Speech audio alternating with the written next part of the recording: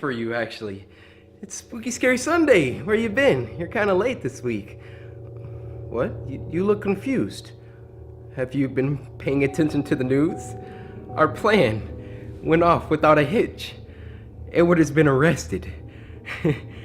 Don't tell me you forgot. Last week, we called Edward for the favor. Eddie, I'm calling in a favor. I need a ghillie suit on I-94 right now. My likeness. He's been arrested on our behalf for the murders that took place at this residence that we actually did. Now we can continue with our Spooky Scary Sundays. Yay, guys.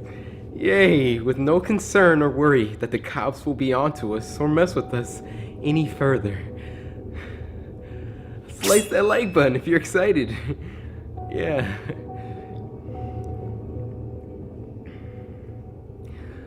Alright, well, this will be the first week in a while that we can watch and partake in our scary media uninterrupted. I'm excited, guys. I'm gonna go ahead and we're gonna go to the cupboard over there. If you guys, or I guess people would call pantry. But what are people exactly? Just meat sacks ready to be murdered.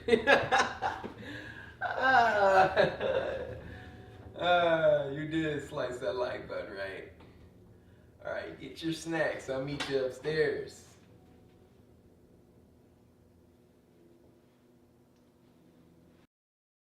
So if you don't know what Spooky Scary Sunday is, by this point, you must be an infant.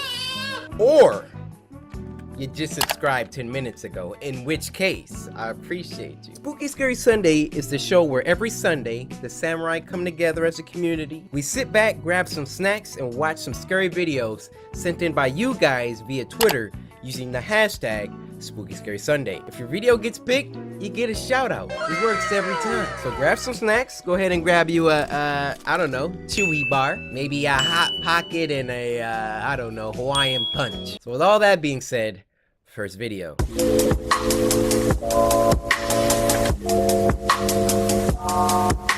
So the first video of this week is T is for Toilet, the ABCs of Death, uploaded by the evil genius himself, Lee Hardcastle. I'm gonna just give y'all a warning now. Lee Hardcastle, one of the most, well, you know what? We're just gonna watch. Now, this was sent to us by Sweet T. Everybody, y'all know the rules. Clear out, move. I ain't talking to y'all right now. It's just me and Sweet T. Sweet T, you so sweet. I just want to say, I hope you having a good Sunday. And if you are here right now with me, I give you this chewy bar. It's so chewy. Bro, I'm scared. Why would you, like, even put the wrong screw?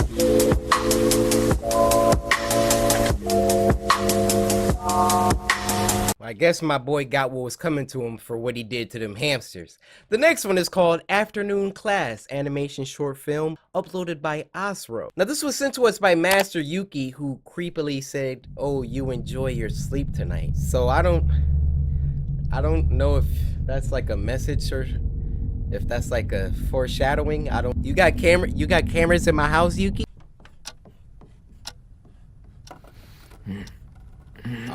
Already love the animation. Bro, I remember those days. Falling asleep in class. Afternoon class. Oh my.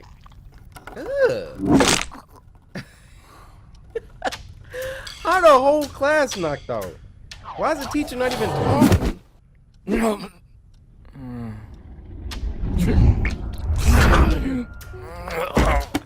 Oh my gosh. It really be like that. No. It's so cool.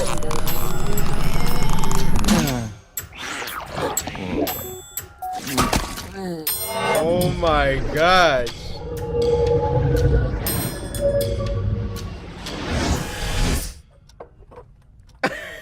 My man's silent concert back there.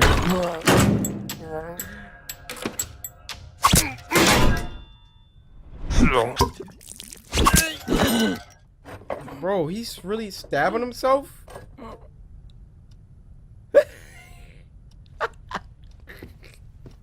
Are you gonna talk to the class with Egyptian hieroglyphs on the wall?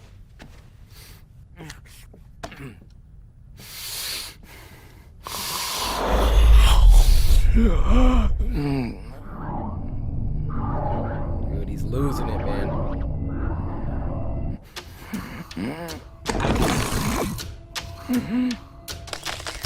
Why does everybody else get to sleep? I'll go to sleep too.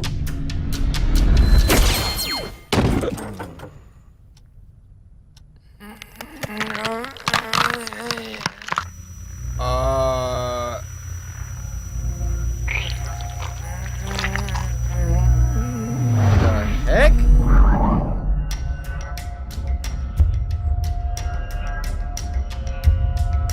This is crazy.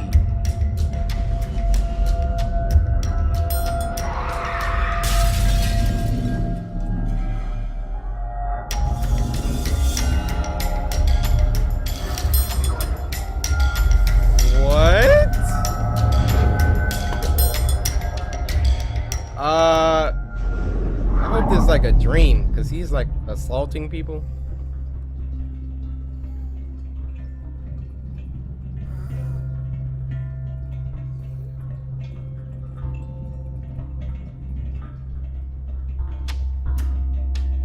What?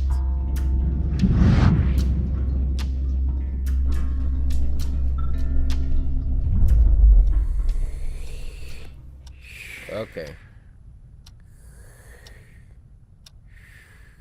Dude, everybody's asleep. Your class sucks. You don't even talk.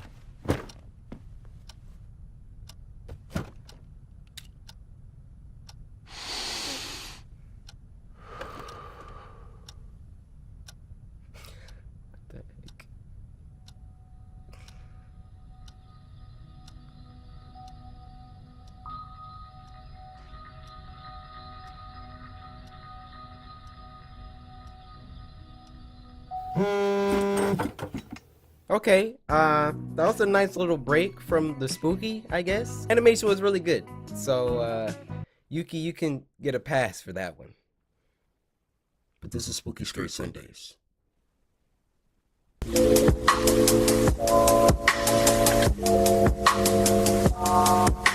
This next one is Blood is Thicker Than Water, uploaded by Snarl. Hey, how's it going, Ate Sapphire? This was sent to us by Samurai Brother Makai and my guy, Bars. Hopefully you're doing well today. Slow down, what's going on, Makai? Bro, they blew up the whole house? Alright, go in the trunk. There is a lock. The combination is 971. Open it up. There is an RPG ready lock. Hey, I'm Sapphire. Wanna hear something scary? Whoa! I haven't seen that kind before. Lady Blanca. Woo! The following is inspired by a true story from Hazel. My parents split early in my life, when I was around 7 years old. Yeah. Mom got to keep the house, and us along with it. My mom blamed the divorce on my grandma. Grandma was from my father's side, and she absolutely despised us. We had to take her in as she got older, but she was never grateful. She would claim to feed me and my sister, only to leave us hours without food. Wow. She was filthy and would make us clean up after her. Worst of all, she constantly chided my father for marrying my mom. She would call us worthless, and she would tease me and my sister until we cried. Dang, Soon, Grandma? it was enough for my mom. And Dad left, thankfully with Grandma. Hold up. Is that the theme for today? Because I just uploaded another granny video. My guy, is this even an animation? I mean, we're already invested. I'm not sure what to do at this point, but this isn't like an animation. All right, I found another one. Let's see if it's good. Hey, I'm Sapphire. Want to hear something scary? Yeah, I do. Snarled, I do. Chapter 1, Autopilot. From my cautionary little- tales about technology to creepy pastas that will keep you up at night, this next volume is all about the internet. Have you ever forgotten your phone? When did you realize you'd forgotten it? The realization Immediately. probably didn't dawn on you spontaneously. Yeah, I did. More likely, you reached for your phone and were momentarily confused by it not being there. Then you did a mental restep of the morning's events. In my case, my phone's alarm woke me up as normal, but I realized the battery was lower than I expected. So I put it on the counter to charge it while I showered instead of into my bag like normal. It was a momentary slip from the routine, but that was all it took. Once in the shower, my brain got back into the routine it follows every morning, and that was it. Forgotten. This wasn't just me being clumsy, as I later researched. This is a recognized brain function. Your brain doesn't just work on one level, it works on many. Like when you're walking somewhere, you think about your destination and avoiding hazards, but you don't think about keeping your legs moving properly. I wasn't thinking about regulating my breathing. I was thinking whether I should grab a coffee on the drive to work.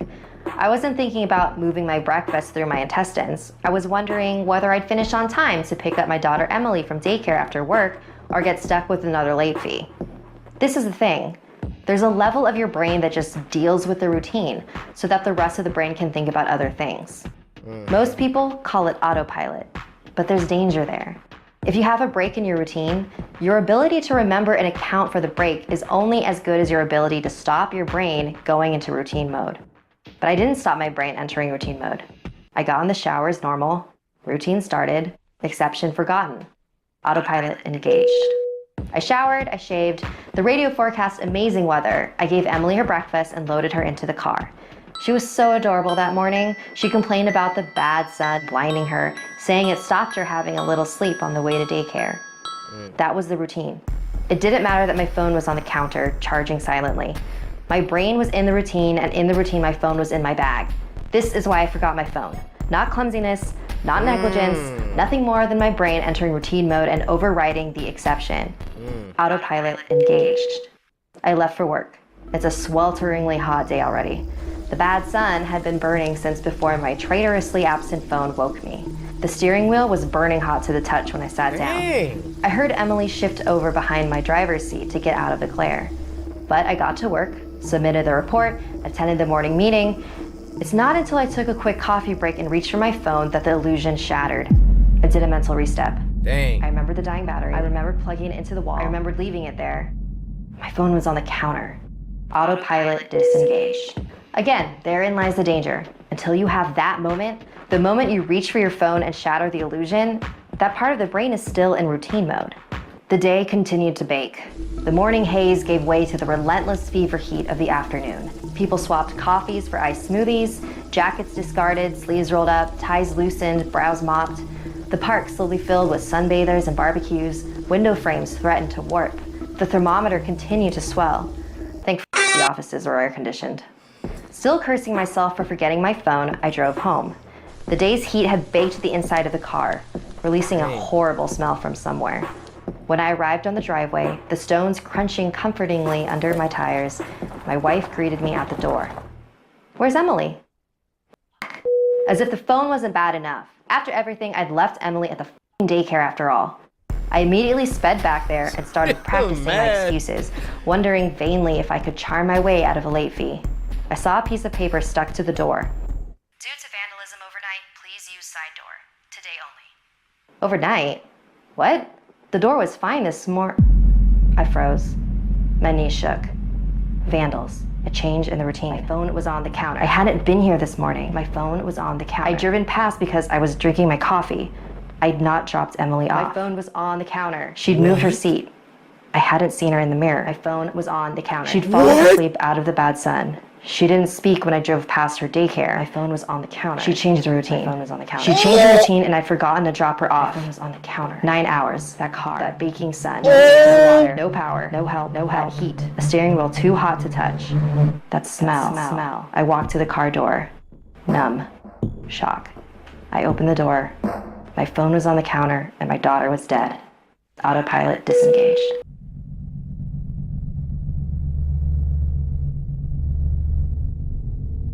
To start crying. My eyes are watering. Oh my gosh, bro, this man left his daughter in the car when he went to work for 9 hours. I mean, if he got child locks on, she wouldn't have been able. Oh, parents, don't leave your freaking kids, pets, anything organic inside of a car. I got a quick story. There was this one time this actually happened to me. It wasn't for 9 hours, but my dad, we were in Detroit, like downtown Detroit, and my dad was getting his haircut at this place. He always went to the same raggedy place. He left me in the car because he said like in a barber shop they smoke a lot and blah blah. So he left me in the car. He was like, be right back, about 20-25 minutes, which is like even still a long time. Daddy, I'm an adult now, so we don't gotta call Child Protective Services, but I was in that car for like 2-3 hours.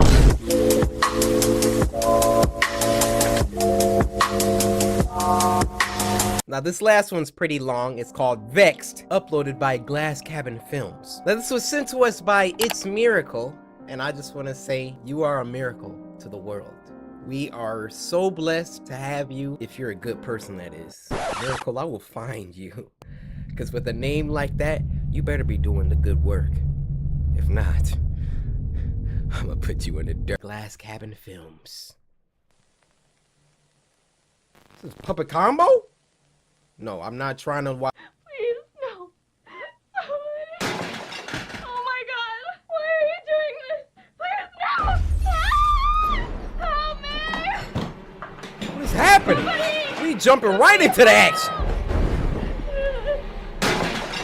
Oh my god. Roll the credits. On to the next one. Wow. What did you think? It was good.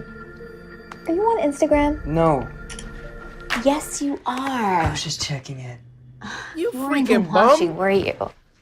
It's not like I haven't seen this before. What are you talking about? A group of unnaturally good-looking high school students getting stalked and murdered in the woods by a serial killer. It's not always in the woods. Sometimes it's in a house or in a creepy hospital. I knew the entire plot of the movie just by reading the title. That's not true. Blood Summer 4, Beach Vacation Massacre. Okay, Blood so you Summer don't like 4. slashers. How about any other horror movies? Let's see. Haunted houses, demon possessions, or zombie apocalypses. That's about it, right? How can you not like horror movies? It's not that I don't like them, they just don't scare me. The Shining? Too many hallways. A Nightmare on Elm Street. I've had nightmares that are scarier. The Exorcist. I haven't watched it all the way through, but the crucifix scene was pretty hot, right? Ew. Gross. I'm not as hot as you. The heck? Well, next time maybe we can watch one of your silly Seth Rogen movies. Got him. Hey, Red you know how dot. hard it is to be funny? Dude, I don't even Judd try. Apatow is a genius. I'm hilarious. Comedic timing is everything. It's a lot harder than running around screaming being chased by some mouth breather with a steak knife. Mouth breather? You know what I mean? Get you a new boyfriend. Facts. Well, don't be mad at me. Excuse me? Well, yeah. You know I love watching your little horror movies. She was. Ooh, you're dead, my It's friend. just, they don't scare me. I mean, I've seen a million of these movies, and I just end up laughing more than anything. Woo! I want to be scared. My camera died at the worst time, or maybe the best time. Prepare your butt cheeks, cause it's about to get scary. Hold up. Let's rewind that, a couple seconds. They don't scare me. I mean, I've seen a million of these movies, and I just end up laughing more than anything. I want to be scared. It's the whole point, right? The point about what? Turn around, turn around. Are you okay? Ooh. How did you... What? Nothing. Okay. She got all that makeup on, and you about to go to bed like that? Or something about to happen. Uh-oh. Take your time, take your time. What is that, 2:24?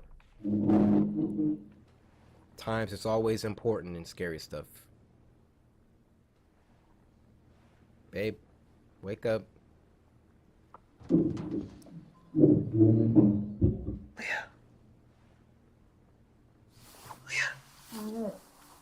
Leah, wake up. Nick, I swear to God. Don't do I that. heard something. Chill. Ain't that serious? What? Shh. Heard a noise. Oh, kind of noise? Shh. What kind of noise?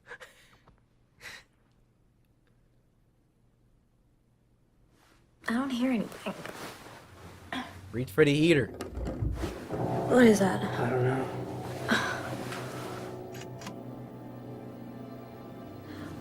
Go check. I'm gonna go check. You go check. Nick. I'm the man in the house. I'll be back. Think I'm about to have my girl check? You stay your pretty behind right here. Who in my house? Prepare to... Ah! Nick. Okay. Get up, elf. Profile look like one of them freaking elves from Grinch Stole Christmas.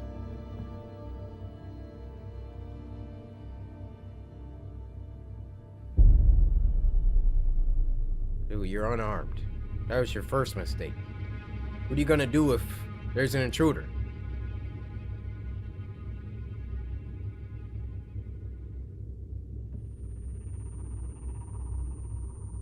Then you're supposed to tell your girl to stay in the room and lock the door. You don't want to be in a hostage situation. Why does no one think of these things? Look, she could get grabbed up.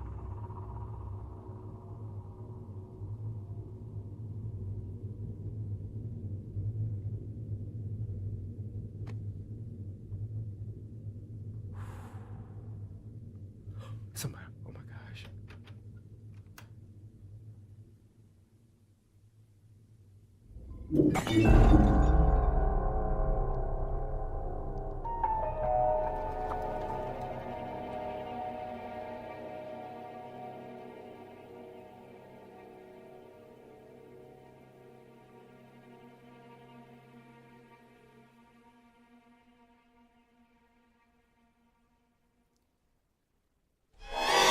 Oh no!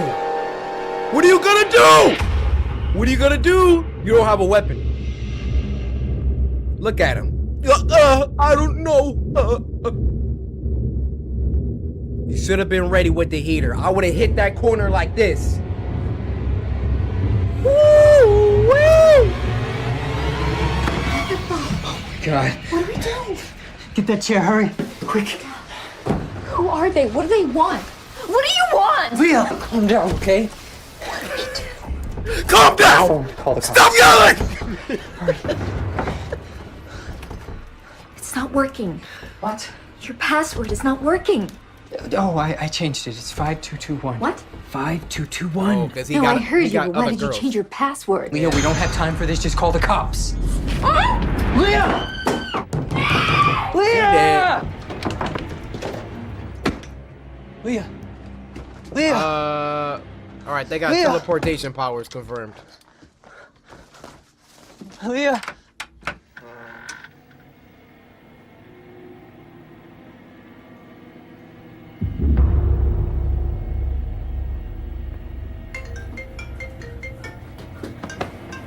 What? Leah!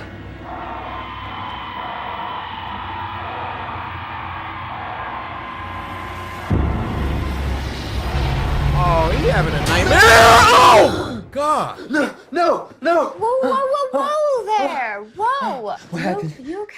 Where are they? Ooh, you Calm made down, that Aaron scene. Carter. It You was were a dream. What? Oh, did you have a nightmare? No, we already did this, and we went to bed, and there's these people, but they weren't people. They had these weird blank faces, and they took you. You disappeared. It felt so real.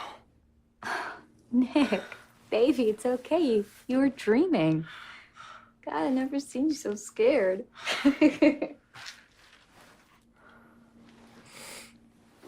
Well, maybe next time you won't fall asleep during a horror movie. Bruh, she about to get grabbed.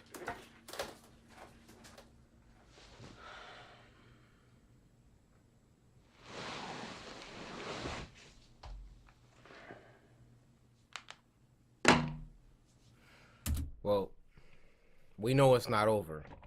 Have a little intermission. This one's a long one, all right? I'm telling y'all. I would have hit the corner like freaking Leon on RE2, all right? I would have came in like...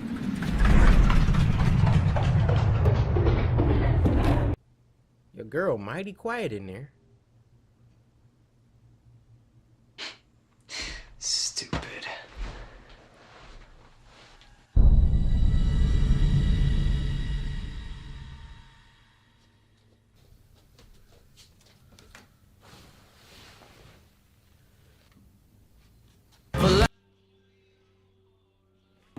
There, that's copyright. We muting that or skipping it.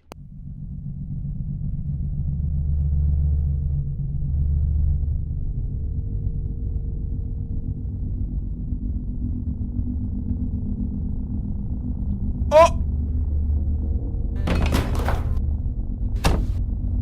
Oh my gosh. He's dead. He's dead.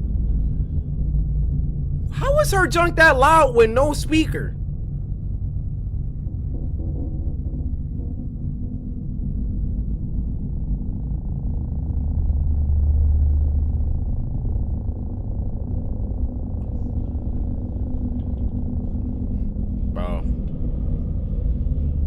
You making more popcorn? Bro, this is so weird.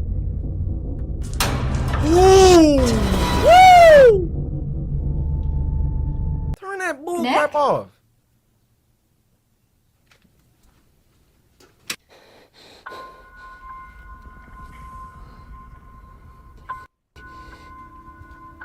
Hello?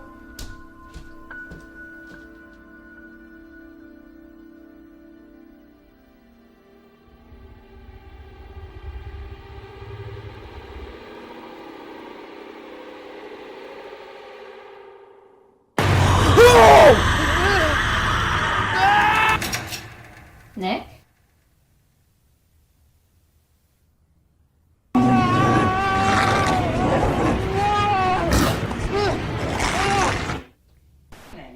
That is humanity. I was always having a top thing.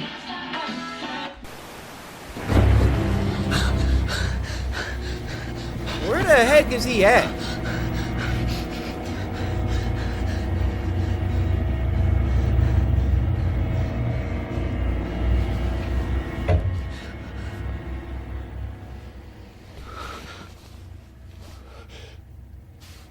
Leah?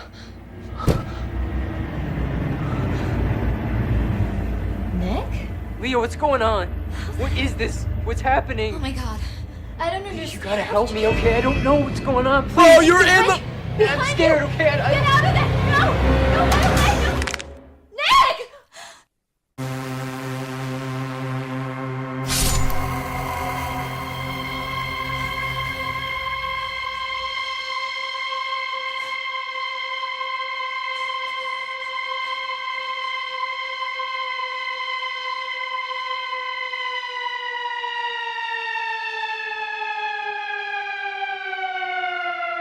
What?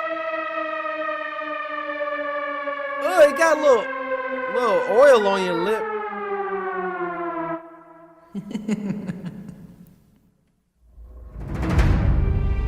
All right. Reel it in. I got a bag. Tell a friend. She's got a potato. I'm peeling it. I am the news. CNN. Yeah. Hey, not Vsauce. Corey here. The lighting is pretty bad. Let's move. Hey. How you doing today, little mama? Guys, today, as you may know, it is Sunday, which means it's time for another episode of Spooky Scary Sundays. We had to skip the last 2 Sundays. You already know what's going on with my family. We got another animator that we're reacting to today. I got permission. I think it's called Snarled or something. But I talked to the lady. She was super dope, and it's about to be lit. But before that, come on. Y'all already know, it's snack time. Matter of fact, y'all just come in the cupboard with me. Cause I don't know what to choose. Let's set up. Come on. Not this shy, dang. How many years we known each other? You just subscribed yesterday? What the freak are you doing? We got, obviously, we got fish. But I mean, who not feeling this fat can of ravioli though? You know what I mean? No? I'm gonna grab a water.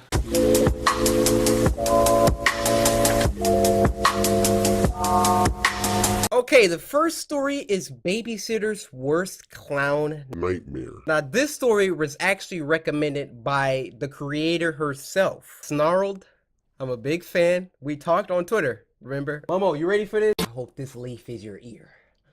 Don't do it again. I'm Sapphire. Want to hear something scary?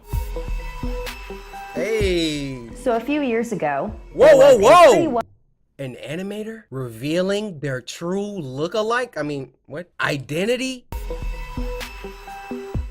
So a few years ago, there was a pretty well-off family that lived in a really big house in Newport Beach, California. A mother, a father, and 2 small kids. And one night, the parents decided that they wanted a night out for themselves, so they hired a babysitter. She was maybe about 16 years old. So when the babysitter got there, the parents gave her a little rundown of what to do. Right. And the mom pulled her aside and said, once you finish tucking the kids in, do you mind watching TV in our bedroom? The kids have been having nightmares lately and waking up screaming.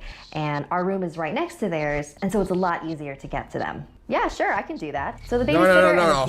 Hold up. My eyes watering. Something is wrong. Y'all know I got scary sense. Something is wrong. So after you debriefing me about what to do with your kids, you pull me to the side and say, by the way, can you watch TV in our room? What's going on with the rest of the house? My eyes start watering. Something is wrong. Children waved goodbye to their parents. So after a few hours of watching TV, it was time for bed. And as she was tucking them in, one of the kids said, please don't let the clown get us. Of course I'm not gonna let anything happen to you. So she turned off the lights and went next door to the parents' room like the mom had asked. But the second that she stepped inside, she froze. In the far corner of the room was a clown statue.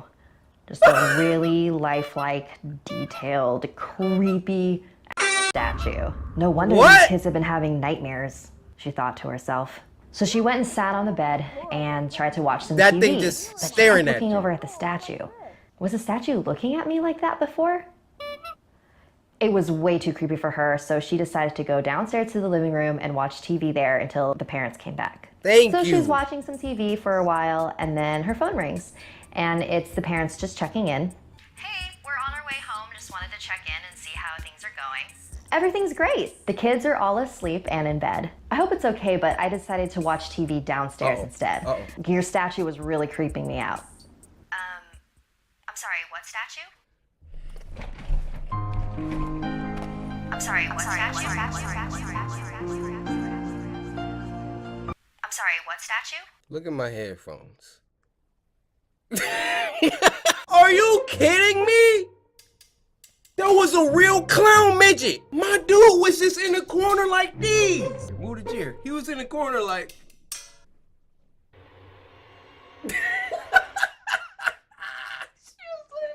Oh, that's a creepy statue. Meanwhile, this man is breathing over there. Watching you walk around the room. The clown statue in your room, it's really creepy, so I decided to leave the room. Get the kids now. Wait, what? Get the kids and get out of the house now. We don't have a statue. Just then, she heard screams. She dropped the phone and ran up the stairs. The bedroom seemed so much farther than it did before. She opened the door, but she was too late. Oh my! So apparently there was a little person serial killer that would dress up as clowns and break into people's houses and murder people. I really hope that never actually happened. This really is an urban legend, but...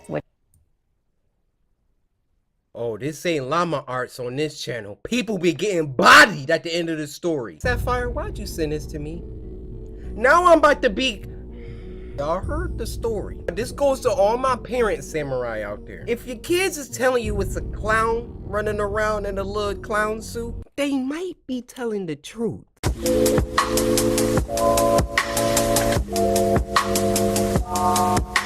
Alright, we're gonna watch one more Snarled. This story is called Have You Heard of Hachishaku-sama, the Japanese Slender Man? Now, boku wa Coryxkenshin desu.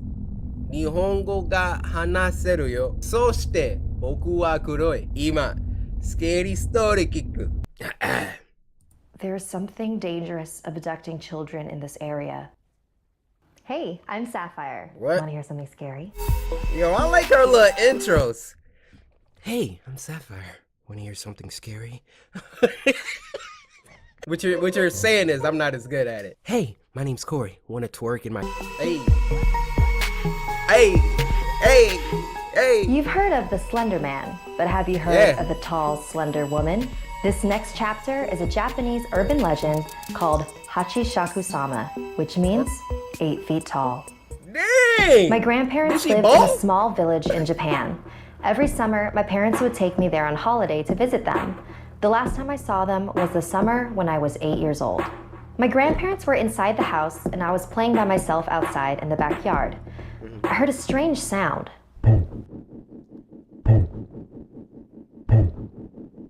I didn't know what it was and it was hard to figure out where it was coming from. Cryptic? Risey? Sample that. Sample this. I'm rapping over this in the next Spooky Scary Sundays. Strange sound.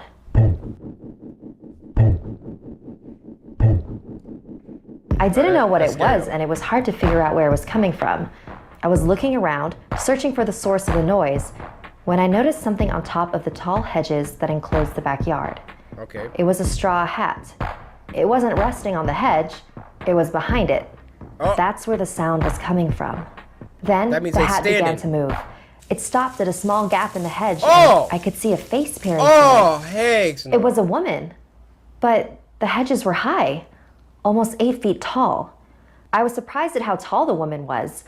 I wondered if she was wearing stilts or some sort of huge high-heeled shoes. Nah. Then, a split second later, she walked off and the strange noise disappeared with her, fading into the distance. Confused, I got up and ran back into the house. My grandparents were in the kitchen drinking tea. I sat down at the table and told my grandparents what I had seen. They weren't really paying attention to me until I mentioned that distinctive sound. They both froze. Oh, she could do it too? Grandma's eyes grew wide and she covered her mouth with her hand. Grandpa's face became very serious and he grabbed me by the arm. This is very important, he said, very intensely. All right. How tall was she? 8 As tall as the garden hedge? Where was she standing? When did this happen? What did you do? Did she see you? I tried to answer all his questions as best as I could. He rushed out to the hallway and made a phone call. I couldn't hear what he was saying, but after he hung up, he walked out the door. Grandma? He did. What's going on? There's something dangerous abducting children in this area, she said. We call it Hachishaku-sama. It takes on the appearance of an extremely tall woman and says,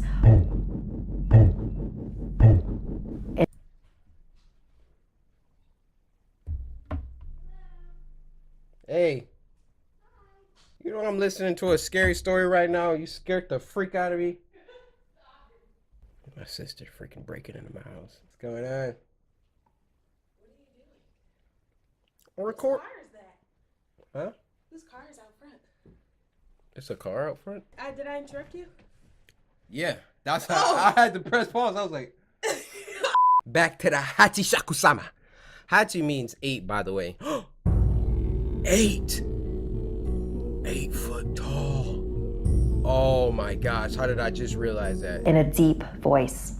A long time ago, it was captured by monks and they managed to confine it in a ruined building on the outskirts of the village.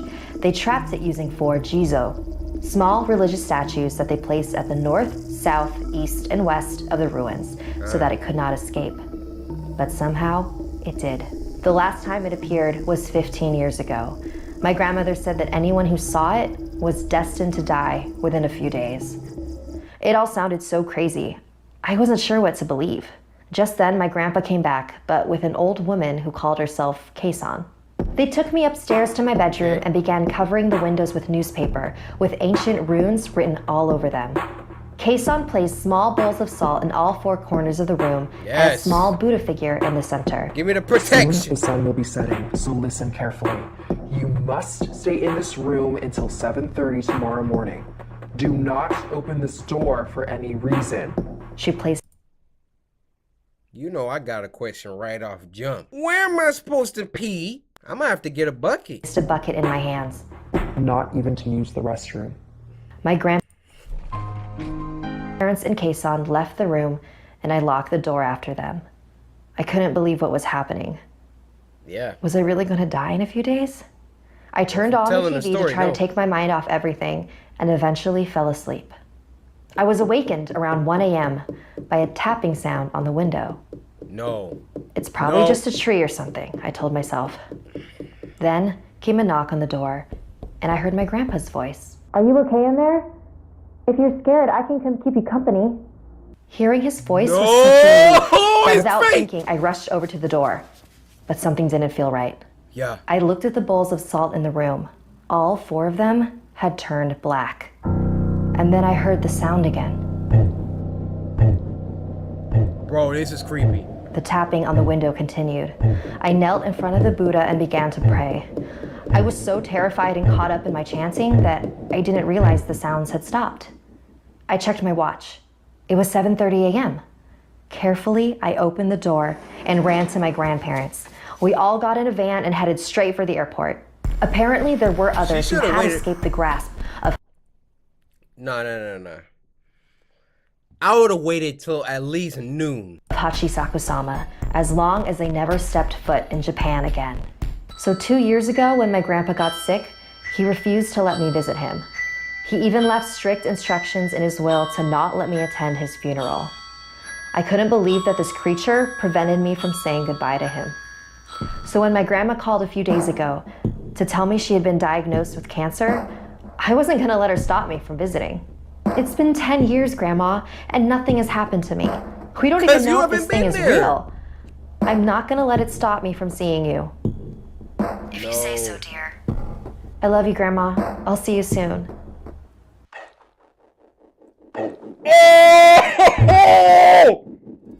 Like this video if it gave you the chills, and don't... Oh, my eyes are watering. Oh my gosh. First of all, that monster's a freaking idiot. I would have went over there until I heard that noise.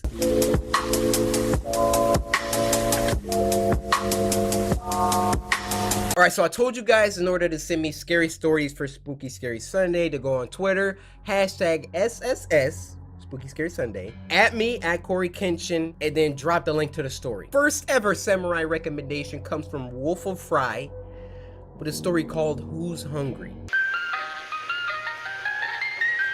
I don't like it already. I don't like it already.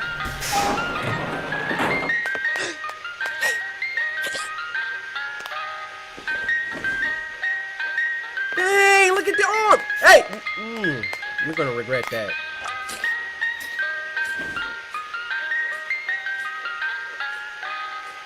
It's not a good idea. It's not.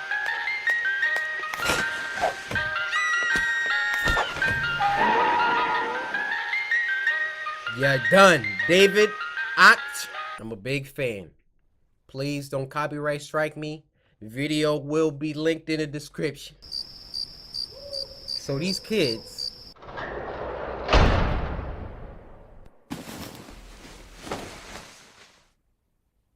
Oh my. Oh.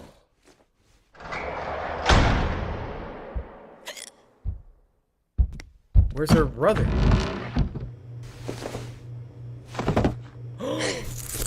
Oh! That was the last victim! Oh, he's frozen. He's done.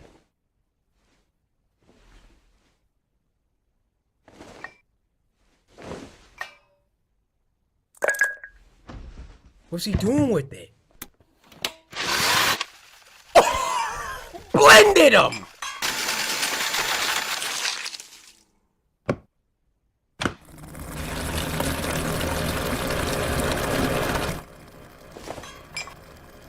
You gotta get out of here. This is on some little nightmares right now.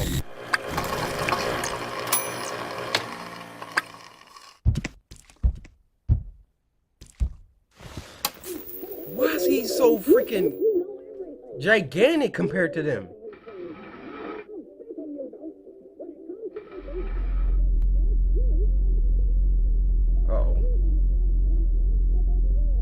Don't make any noise. Bro, tell me she ain't Sasha 6 right now. Yep. Why you got the hiccups? Okay, he didn't put a lock on it. He didn't put a lock on it. It's time to be a hero.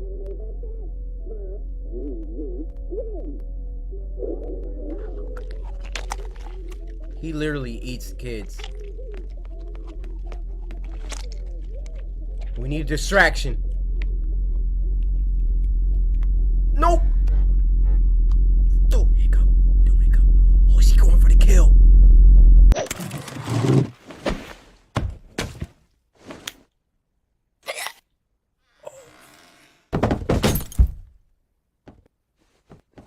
What? She hit him? She got him? Oh! Let's go. Let's go. Come on. This is all your freaking fault, Big Willie. All right, come on, come on.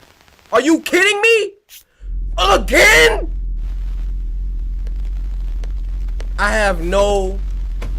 And you eating kid, by the way. Stop eating that. Come on.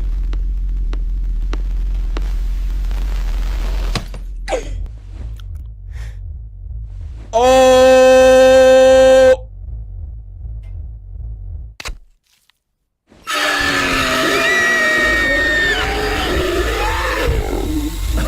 You're done.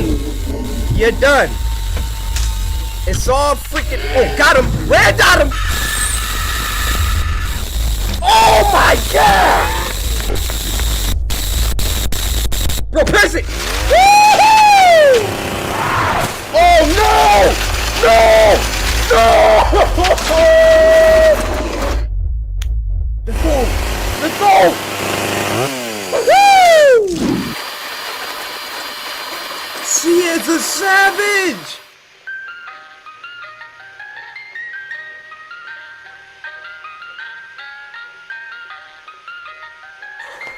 David, everybody clap that up. Yo, big old freaking jelly bean brother. But we gotta give him credit though. He saved her life at the end because she was about to get shredded, literally. Back in the summer of 2016, I got my first job. Hold up, let me turn that up. Back in the summer of 2016, I got my first job at 18 years old. I was excited about the work, but not about the commute. Without traffic, it was a 30-minute drive both ways. Dang. And I normally got off work around midnight, and the last thing I wanted to do was drive a half hour to get home. During the first few weeks, I was still getting used to my new routine, and one of the first things my mother told me was to keep an eye on my gas tank, and if I ever needed more, I should leave early and stop on the way, but never on my way back. True. I understood her concern. I was a petite 18-year-old female, and I looked even younger. But being who I was, I half forgot, half ignored that advice. And one night on my way home, I realized I legitimately didn't have enough gas in the tank to get me to my exit. I pulled into the first station I could find, not caring about the brand or the cost of the gas. I decided to make it as quick as possible, and only put in about $10 worth, just to get myself out of there. I swiped my card and began pumping gas. And once it got to the $10 mark, I shut it off and printed out my receipt. Thinking the worst was behind me, I was about to climb back into my car and book it home, when a voice came from the tiny intercom above the pump. "Ma'am, there was a problem with your credit card payment." I paused and glanced at the guy at the counter. I got my gas. If it was an issue, that gas shouldn't have came out the pump, partner. I'm out. And felt a chill spiral down my neck. He was one of those tall, gaunt, sketchy-looking clerks, and was staring right out the window at me, beckoning me to come inside. I stepped back towards the gas pump and pressed the button on the intercom. "What's wrong with my card? I have a receipt. It went through just fine." Yeah. I didn't try to hide the annoyance in my voice. I didn't like the look of this guy, or the way he sounded. I just need you to come inside, ma'am. Your receipt is incorrect. I'm going to need to run your card in here. Huh? He replied, a bit too quickly. I looked back at the guy through the window in frustration. There was no way I was going in there, where I would be alone with him. Exactly. He was staring at me wide-eyed, like some kind of creep. I stood my ground, pulled out my phone, and checked my credit card app. I held it up stupidly as if he could see it from there, and I pressed the intercom button again. It went through. I see it on my statement. I'm not coming in. Get in the car! Ma'am, if you attempt to leave, I'll call the police. I have your tag number. Please come inside.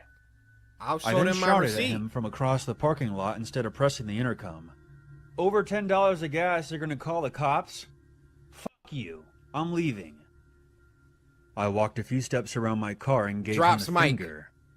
I was just about to walk back around my car and climb into the driver's seat when I paused. He was mouthing something to me through the window.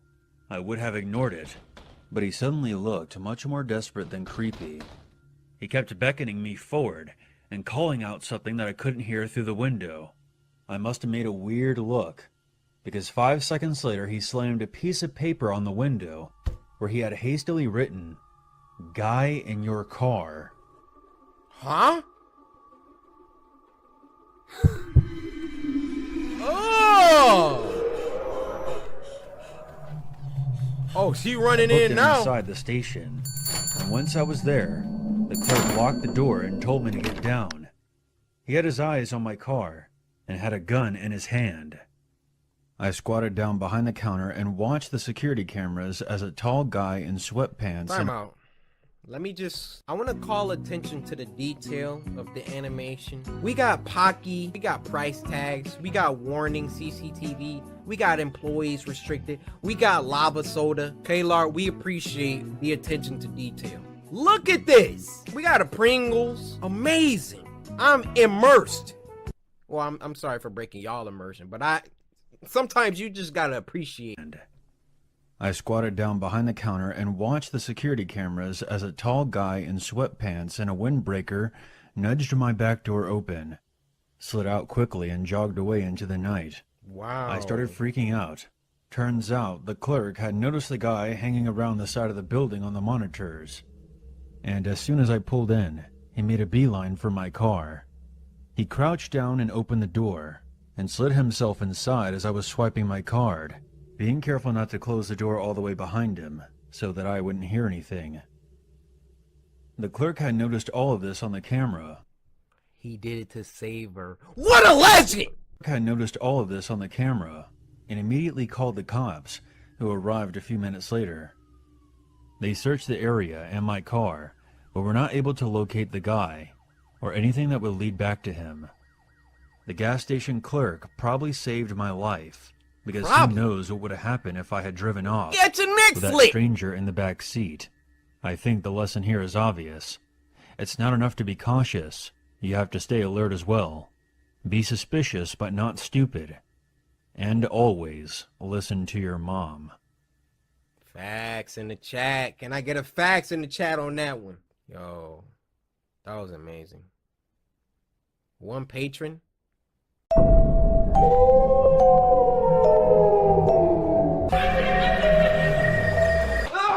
Aria. Bro, if it's 2 games y'all will not let go, it's Aria and At Dead of Night. I'm still getting people ask me to finish those games. Tell you what.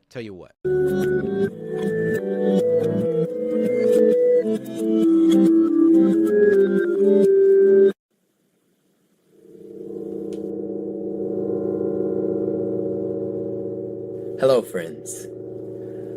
I see you took your sweet time getting here.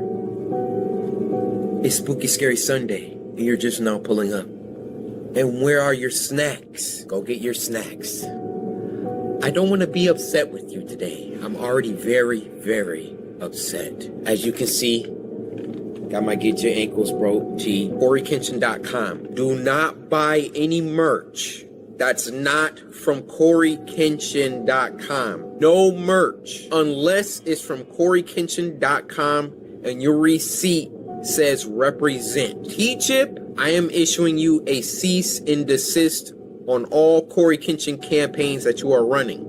You are scamming my audience. You are exploiting my name. You are responsible for what's going on your website. And this is your only warning. Remove all Coryxkenshin campaigns off your website. Now that I've gotten that out of the way, hopefully you got your snacks, because it's time for Spooky Scary Sunday. If you don't know what Spooky Scary Sunday is, then you're not subscribed. You're not subscribed. It's guaranteed you're not subscribed. Because if you were subscribed, you would know exactly what Spooky Scary Sunday is. And if you're not subscribed, then what are you doing here? What are you doing here? Listen to this. You hear that? That's my knife grazing your neck meat. It would take about 2 pounds of force for me to subscribe. Hit the bell. The Spooky Scary Sunday is the show where every Sunday the samurai get together, we gather, we congregate. We sit back, relax, and we watch some scary videos sent in by you guys via Twitter using the hashtag Spooky Scary Sunday. At Coryxkenshin, use the hashtag Spooky Scary Sunday and leave a link to the scariest video that you know. And if your video gets picked, hold up guys, getting a call. Hello? You get a shout out! Who is this? So sit back, relax, grab some snacks. Go ahead, get you, dang, I don't got no snacks prepared. Go ahead, get you some oatmeal, a bowl of fruit, and a bottle of water. We'll do it healthy today. And with that being said, first video.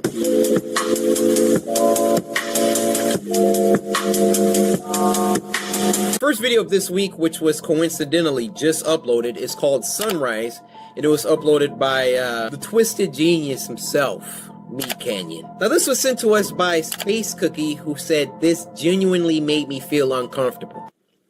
That's always a great sign.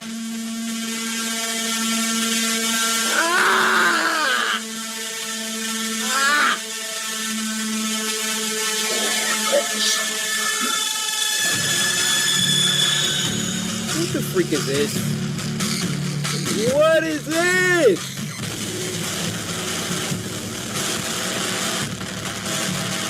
I hope y'all don't like the Teletubbies.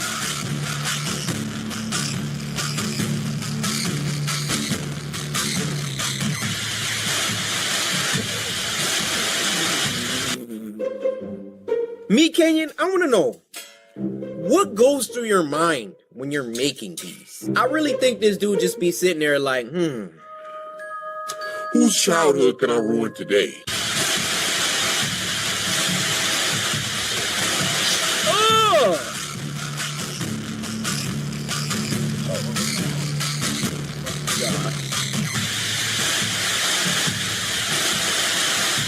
Oh, they're revolting against it. Oh. What the? They're eating them.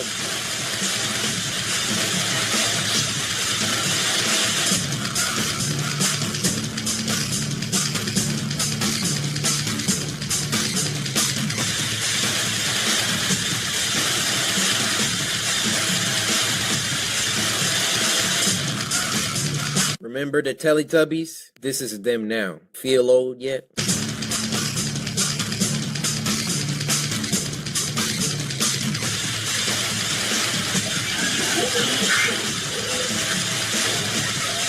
What the? Oh.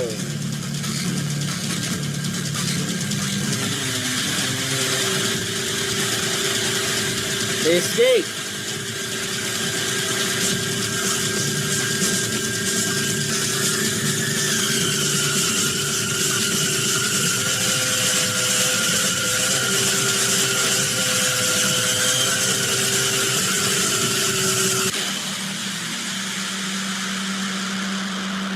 Those are the ones that escaped? The ones that we've been watching?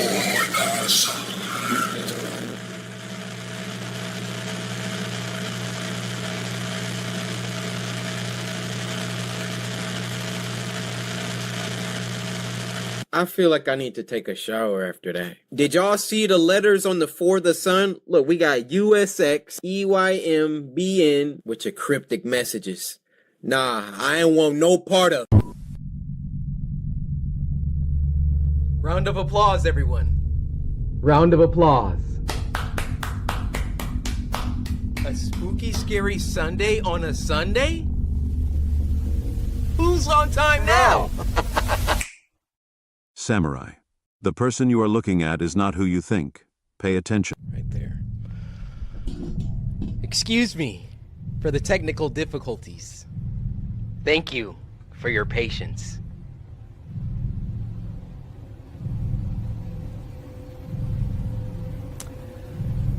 Today, I hope you guys sent in some better requests than last time. I need 10s from you all. Let's proceed. Spooky Scary Sunday! For those who are new, it's this series where every Sunday the samurai come together and we have a blast. We watch a bunch of scary videos sent in by you guys via Twitter using the hashtag Spooky Scary. Well, I guess I should just start saying X now. Or should I just keep saying Twitter? I don't have to conform. I think we're gonna keep saying Twitter. We watch some scary videos sent in by you guys via Twitter using the hashtag Spooky Scary Sunday. You go to Twitter, follow me at Coryxkenshin, use the hashtag Spooky Scary Sunday, and send me a link to the scariest video that you know. And if your video gets picked, you get a shout out. One of these days, you're gonna mess up. You're gonna mess up, and I'm gonna find you. And when I find you, I'm gonna So sit back, relax, grab some snacks. Why don't you get you a bowl of oatmeal, some hard-boiled eggs, and some OJ. And with all that being said, first video. Now this next one's called Why Does My Family Hate Me? This was uploaded by our Ate Sapphire, and this was sent to us by Kmart Jackson. I didn't add the T, it's not Kmart Jackson. Thank you for following the directions of following me on Twitter and sending me this story. See, the rest of y'all could be getting shout outs too, but y'all just trip. Hey, I'm Sapphire. Wanna hear something scary? Hey! Hey! My family hates me. Oh. The following story is based on a submission from Desiree. Thanks, Desiree. I used to think my family hated me. Maybe hate is a strong word, but I definitely did not feel particularly well liked. I was my parents' least favorite compared to my two younger sisters. They just never seemed to want to be around me or talk to me. Dang. They wouldn't even let me take care of our hamster, Lulu. I thought I was being paranoid, but my parents' cold demeanor became more apparent when we moved into a new house. They gave me the room at the very end of a hallway, secluded and removed from everything else. They claimed it was so I could have privacy, but I think they just wanted me far away. That room gave me the creeps. I remember the first night there, I woke up and heard hushed voices echoing in the walls of my room. I couldn't make out everything they were saying, except for my name, the many times it came up. The next morning, I told my mom about the voices and that I thought the house might be haunted. You must have heard the pipes or something, she said dismissively. But I know what I heard. Nani? I also knew arguing with her wasn't going to go anywhere, so I decided to suck it up. I went to bed with such anxiety that night that I had an incredibly lucid and horrifying nightmare. I was strapped down to my bed, surrounded by dark figures who were chanting over and over, and I couldn't move or scream. I just laid there while these figures sprinkled me with unknown substances. I think we're gonna have to call Chief on that. What are these substances? The next morning at breakfast, I silently ate while my parents asked my sisters how school was going. Then Jamie, one of my sisters, turned to me. "Are you still hearing things at night, sissy?" she asked. I was actually a little startled by the sudden attention on me. Yeah, and I actually had a pretty bad dream last night. Felt like there were people in my room or something. My sister then turned to look at my parents. I felt like they were telepathically talking about me right in front of me. Then Jamie spoke again. "Mom, you should give her that stuff to make her sleep better." My mom nodded. I was still taken aback by this sudden interest in helping me sleep better. Oh, they setting her up, dude. So before bed that night, I swallowed the pill that my mom gave me. As an extra precaution, I gathered as many religious items from around the house, crucifixes, paintings, as many as my hands could carry, and put them in my room. was this tag on my shirt scratching a freak? Thought they would protect me from whatever was haunting me during my sleep. The following morning, I woke up in a panic. Everything I had put up the night before was now on the ground, shattered in pieces. I knew my parents were not going to be happy, but I also felt like this was proof that there was something in my room. So I ran to tell my parents. There must have been an earthquake during the night, I guess, my mom said. But nothing else in the house was broken. Only the religious items in my room. It didn't add up. I spent that whole day crying in my room. Before bedtime, Jamie came in with her hands cupped in a ball. She hopped on my bed and opened her hands. Here, maybe Lulu will help you sleep tonight, she said. I glanced out the door and back at my sister. Is Mom okay with that? She doesn't have to know. I thanked my sister and lay down to bed, snuggling Lulu in my hands. When I woke up the next morning, Lulu had moved. I felt around my pillows and blankets, but I couldn't find her. I realized it was an idiotic idea to fall asleep like that with a tiny animal. Freaking idiot. I figured she must have run out of my room under the door in the middle of the night, so I went looking for her. The rest of my family was already up and in the middle of breakfast. This is why they don't like you. I couldn't let them know I had lost Lulu, so I decided to continue my search after I had a couple bites. But after swallowing one spoonful of cereal, I spit it out onto the table. I suddenly felt incredibly nauseous. I began dry heaving over the table until I coughed up a small clump of brown fur. My family immediately stood up and began praying the Lord's Prayer. You I felt ate it? dizzy and blacked out. When I came to, I was strapped on my bed with my family standing around me, sprinkling unknown substances all over me. What are you doing? Why do you hate me? I cried, frantically trying to release myself. The expressions of each of my family members turned to sadness. We don't hate you, Desiree, my dad said. We hate who you become at night. I don't understand. You've tried to kill each and every one of us in your sleep. My dad continued, multiple times. We're trying to help you, sissy, Jamie chimed in, but nothing seems to be working. I didn't know what to think. This whole time, I thought that I was being traumatized by a demon in my room, and I was the demon. My family didn't hate me. They're just afraid of me. And I think I am too. So first off, this story was sent in by Desiree. Desiree, is there something you want to tell us? Based on a true story? Desiree? Alright you guys, that's gonna do it for this week's episode of Spooky Scary Sunday. This one was a light episode. It had a little bit of everything. A lot of variety. I can appreciate that. You know, we had a little John Wick Kung Fu alien action. We have some weirdness with the girl with the pool table head. We didn't watch so many, I can't remember none. Now next week, I want more spooks! But that being said, Karen requires my attention. She gets kind of antsy when I'm away for too long, so be sure to follow me on Twitter. Send your videos. Hashtag Spooky Scary Sunday, guys. See you next week. The last one for this week is called Duel, and it was uploaded by our friends over at Alter. This was sent to us by Akia, and they said, love from the Philippines, hope you pick me. But you just got picked. Akia, mahal kita.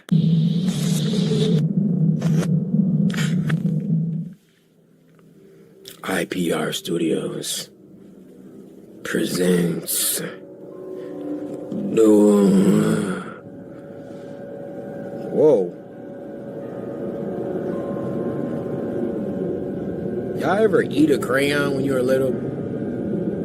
Me too. They shouldn't make them smell good, I'm telling you.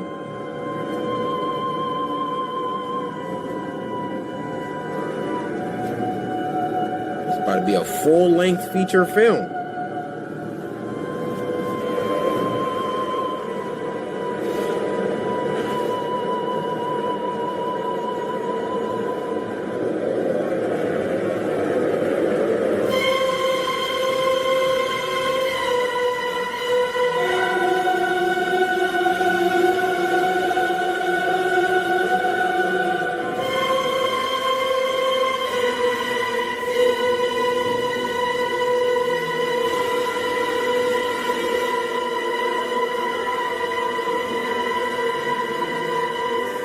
kids start drawing stuff like that, you're getting put up for adoption.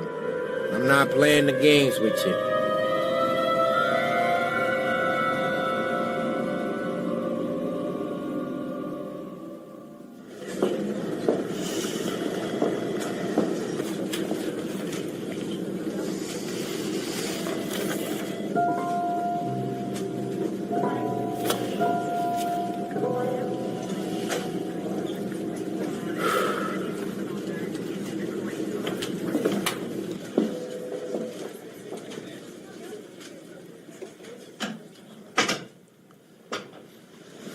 In here with the lights off, huh?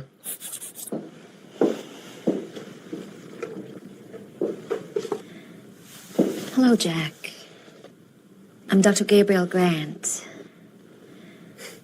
You can call me Gabby. Jack, not trying to talk to you. Very nice to meet your acquaintance, Gabby. It's very nice. You hear a 4-year-old use the word acquaintance, you're getting put up for adoption. To make your acquaintance as well. I'm always very glad to make new friends. So where's your stethoscope? Stethoscope? I'm a different sort of doctor. I try and help kids with their bad feelings. He like, well, I don't have bad feelings. Did your grandma tell you that you're going to be staying here with us for a little while? You don't look happy about that. I like my toys at home better. You don't even have any Legos here. Sorry. Let her know. Maybe your grandma can bring you some. You ain't even got no Legos. No, that's okay. I like your pictures. No, you Your don't. grandma brought me some from home as well. Always with the bear. And the clown. Do they have any names? That's Mr. Pinky and the bear's Captain Beasley. They're my friends. What's wrong with Mr. Pinky's hands? Nothing. Those are his fingers. Broken glass and razor blades and other sharp stuff like that. You're adopted! And just who does Mr. Pinky scratch with these? Sometimes people make me mad.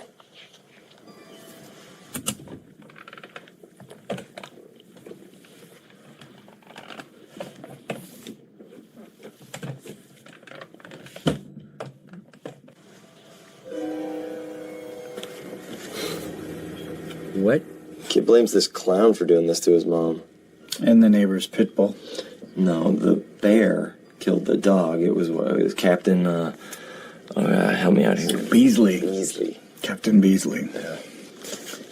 Jesus, this kid is split right down the middle. Killed the dog. So what are we thinking here? Is this dissociative identity or schizo? Let's just wait and see what Gabby can get out of him first. Dang. So, Mr. Pinky scratches the people you don't like? And what does Captain Beasley do? He sort of protects me, like a shield. Mr. Pinky is the sword.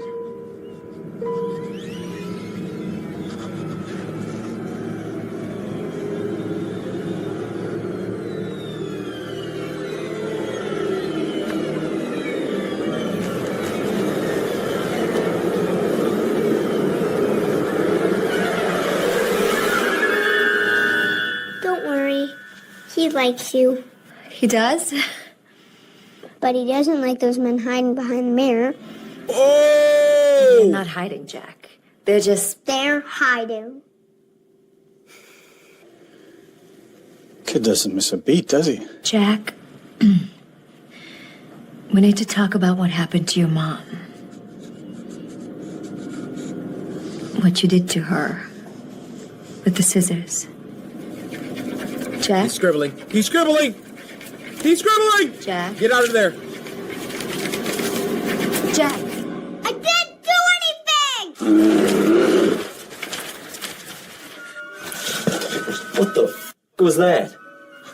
I'd like to go back to my grandma's house now. You don't like me. That's simply not true. I think you're a very smart, very special little boy. But I also Cease think with that all you the need bull help. crap, Doc. Help to control your... Imaginary friends. You heard him. Take us home now. I'm sorry, Jack. Your grandma is not ready for you to go home. Jack, please.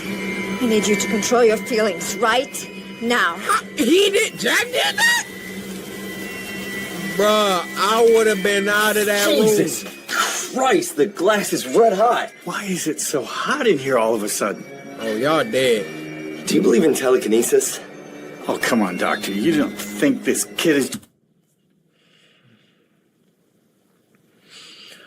Who scratched those pictures on the wall? Look at your hairline.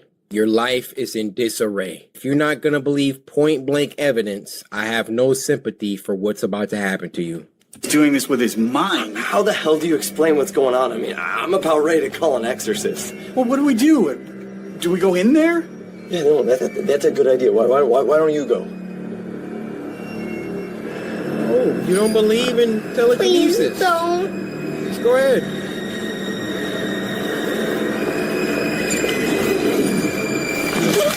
Oh! Beasley, stop!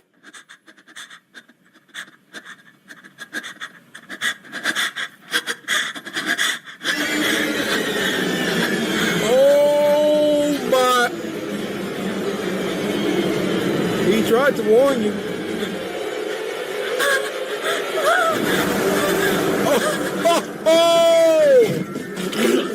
Oh, what the? I'm sorry, I can't stop them now.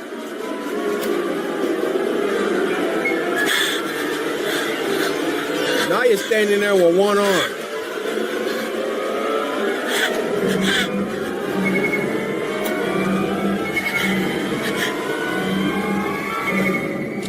Now you gotta hobble over there. Oh my!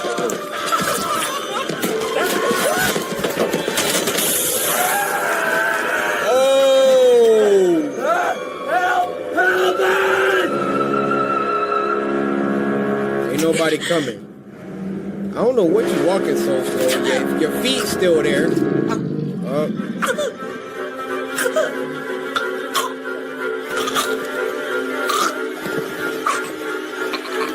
Dang. It looks like she just getting force choked by Vader. Oh, he sees it. Ugh.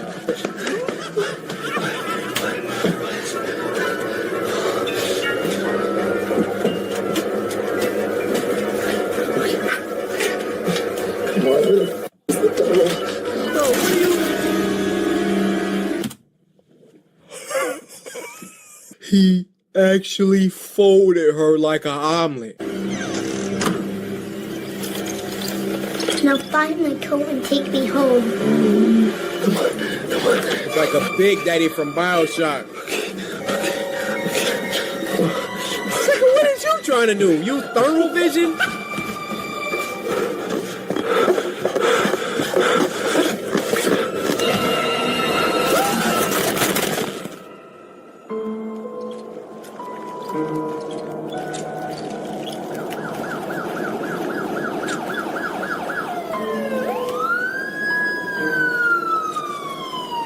Stop! You have violated the law.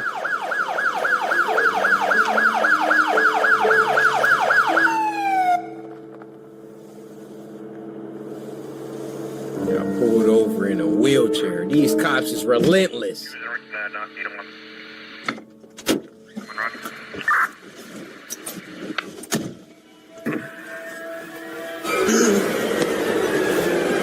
I'm sorry, I can't stop them now.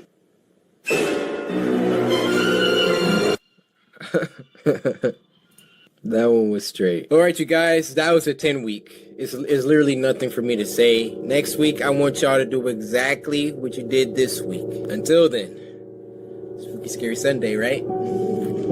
It's the best series on YouTube. Come on. See you next week. am so late. This next one's called My Creepy Coworker Has a Crush on Me, and it was uploaded by Stephen D. Now this was sent to us by Quincy Dorm. So Quincy, it's just me and you right now. All the other samurai, I'm not talking to y'all. Just go ahead, plug your ears, do what you gotta do. Go take a walk. I don't really care. Because you didn't send me this. You didn't follow me on Twitter. You didn't hashtag Spooky Scary Sunday, and you didn't send me this. So don't get mad. Get glad, my guy. Anyway, Quincy, I just want to say thank you so much for sending me this. Creepy coworker has a crush on me, man. This is probably about to be lit, huh? You watched it? Yeah, okay. Yeah. Back when Sarah was 17, she worked at a small local bakery. There were less than 15 employees spread across all the night and day shifts, so they only had a few people working during the day. Okay. One of these people was Dave, the delivery driver. Oh, Dave. From the first time they met, Dave immediately gave Sarah an off vibe. He was in his mid-50s and way too friendly to a teenage girl. But the boss told her that yes, he could be annoying, but no one worked harder than he did, so just ignore his antics. Okay. Sarah then recalled that when she signed the paperwork, they never asked her to submit a background check. And in hindsight, that should have been red flag number 2. Dang. Over the course of the year or so that she worked with Dave, Sarah tried very hard to ignore him. He was rarely outright creepy, but he was always just a bit too friendly. He would stick around long after his shift was over to talk to her and another pastry chef. He always wanted to lick the bowl after she finished making Rice Krispie treats. He would always stand in front of the racks or equipments or ingredients just enough that sometimes her hand would brush him while reaching for something. Get back! Dave always stood just a little too close. Dave was constantly asking Sarah about her life. What she liked, what she did for fun, if she had a boyfriend. Almost daily, he would tell her how a nice girl like her should have a boyfriend. How maybe a boyfriend would be... Unhand me, you troglodyte! Sarah let this slide because sometimes older people can say things that were meant differently in their time. But then it was the concert invites. Every other week he had tickets to one concert or another. Once he figured out Sarah's favorite genre of music, it was almost exclusively tickets. Look how slick my dude was! Look how slick he was! Or another. Once he figured out Sarah's favorite genre of music, it was... This is how I used to walk by my crush in high school. Oh, she likes Lost, huh? Okay, I'll talk about that next time. Was almost exclusively tickets to bands she desperately wanted to see. Dang. But she also knew that she should not go anywhere with him. Then her birthday came. He bought her a t-shirt and it was 2 sizes too small. He told her to try it on after work and text him a photo. And proceeded to give Sarah his phone number. He didn't ask for her number. She said no. He asked the other pastry chef for her number, but she had her back and refused as well. He also brought 2 tickets from another band that Sarah had been wanting to see. VIP section, 21 plus only. He said he could get her in. She just had to go with him and him alone. This continued for a while. Sarah brought it up to one of her bosses, but they laughed it off as, oh, classic Dave. When he wanted a hug on his birthday and hugged her without consent, there's Dave for you. Offering to get her booze or pot? Oh, Dave, you scamp. When he pulled up his shirt and showed his abdominal scar from a snowboarding accident? Well, that's just Dave. No respect for boundaries. But he was a good worker.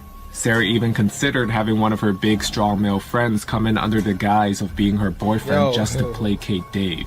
She was repulsed by him, but he hadn't really done anything to classify himself as a predator.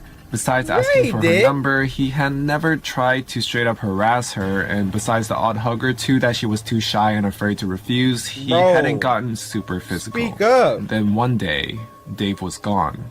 His name disappeared from the employee roster. Sarah's boss asked to see her in the office. She informed her that Dave was no longer employed at the business.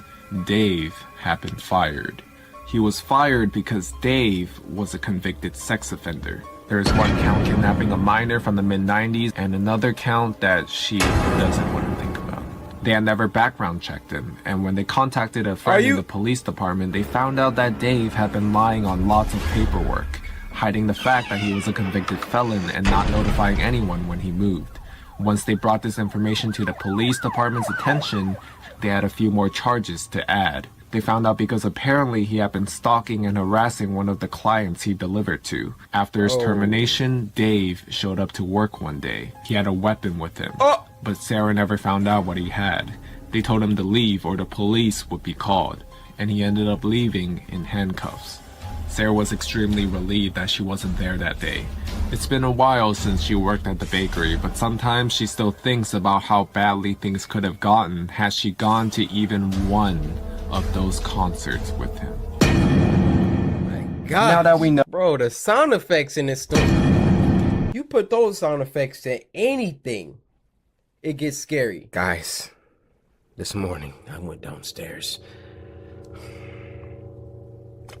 It was a long night. I woke up very hungry. There's only one breakfast food that could satisfy my empty stomach. It was cereal.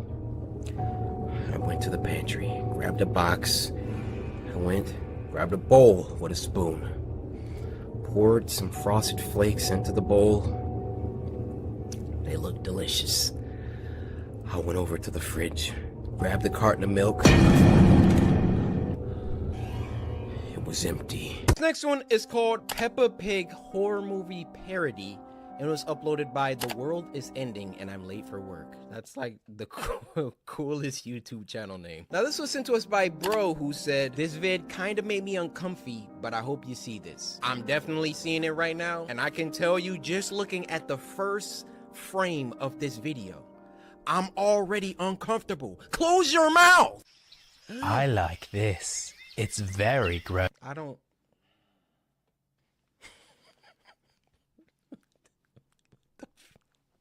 I like this. It's very gross. Granny Pig, and she was only defending herself. Oh. What's an altercation? Why can't he talk? Okay, but what were they arguing about? Apparently it was over nothing. An offering had to be made. This isn't you, Peppa. George, I don't know what's happening. We need to leave. I am not going anywhere with you. We're not safe here. I need you to trust me. George. Oh my goodness, it just ends like that. I see there's a part 2 in a description. Oh, part 2 is literally 47 seconds. Okay, I guess we're just gonna continue. You don't want to die. His warmth is already in your flesh, George. I've been looking at that socket where the tooth is supposed to be this entire time. And they animated this like this on purpose.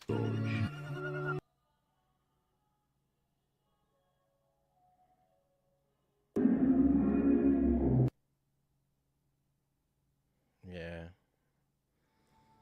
They could have kept part 2. Matter of fact, they could have kept this whole idea, this whole fever nightmare dream in the drafts. They could have kept it in a...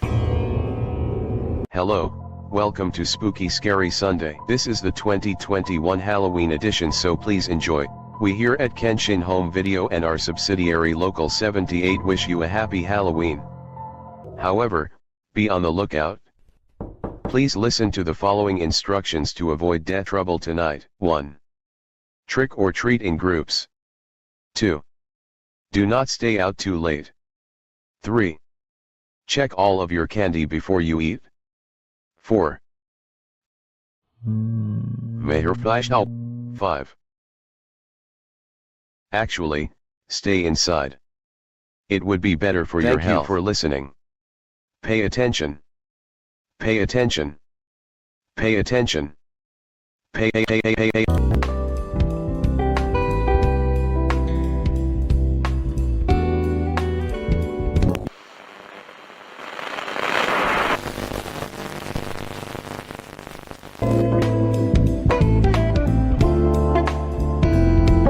Guys, how you doing? Welcome. Spooky Scary Sunday Halloween edition. I'm hyped. I hope y'all brought bangers today. It's Halloween. It's the spookiest day of the year. So before we get started, I'm gonna go downstairs. I'm gonna get some snacks. We gotta do it right today. No excuses. By the way, go ahead, Get your Coryxkenshin merch. Today I'm rocking the Shogun. Guys, time is running out. You don't want to miss out on the 10 mil collection. Get it before it's gone. But alright, you guys, let me get a snack. I'm gonna be right back, alright?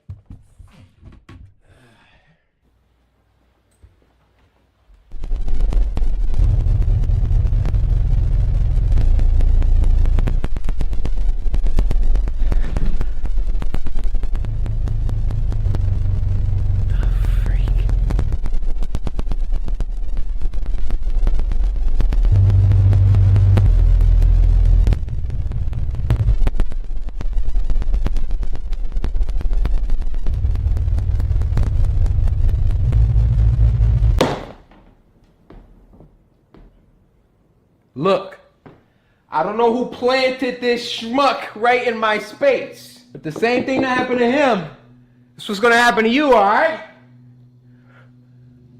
It's weird. Very weird. Bruh, I need to go grocery shopping bad. This ain't gonna cut it.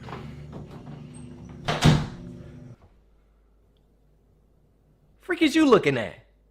Do we have a problem? Huh? Good game.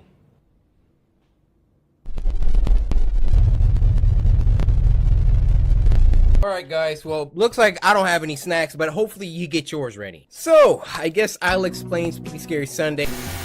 Y'all did last week.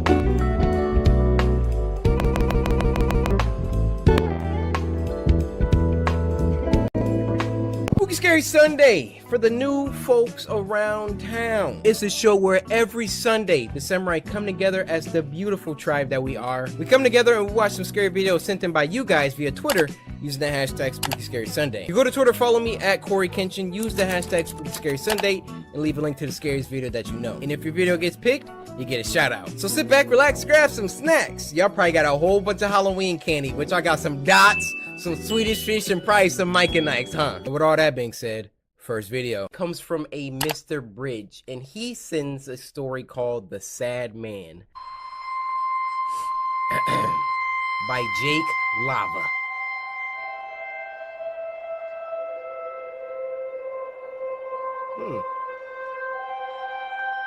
Very strange.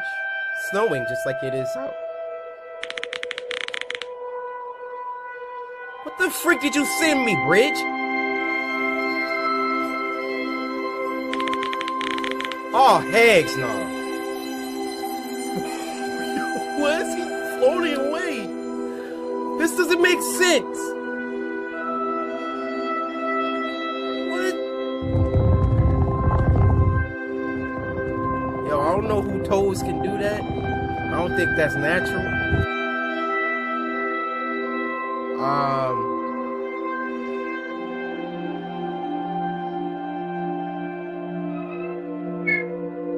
Look, I would feel more sad if his face wasn't the opposite of that. But I guess he's alone. Ew? Is that what he sees in the mirror? Oh, he's wearing a mask. What are you doing? Ah! Ah! Oh my gosh! Oh my. What the freak are we watching? Oh!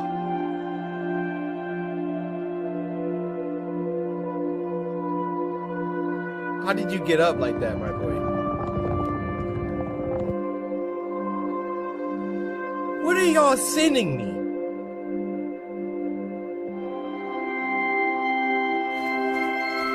Hey, you're not alone anymore.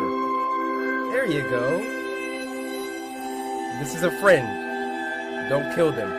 No, he's like, hey man, what happened? Let me help you. Yeah. Please don't kill him. Okay. Look, man, I don't know what's about to happen.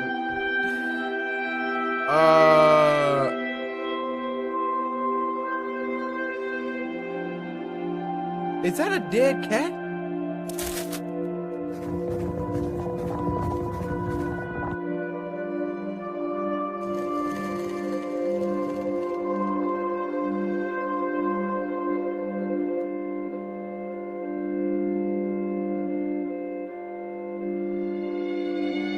What are you doing? What are you doing? What the freak is that? Oh my gosh!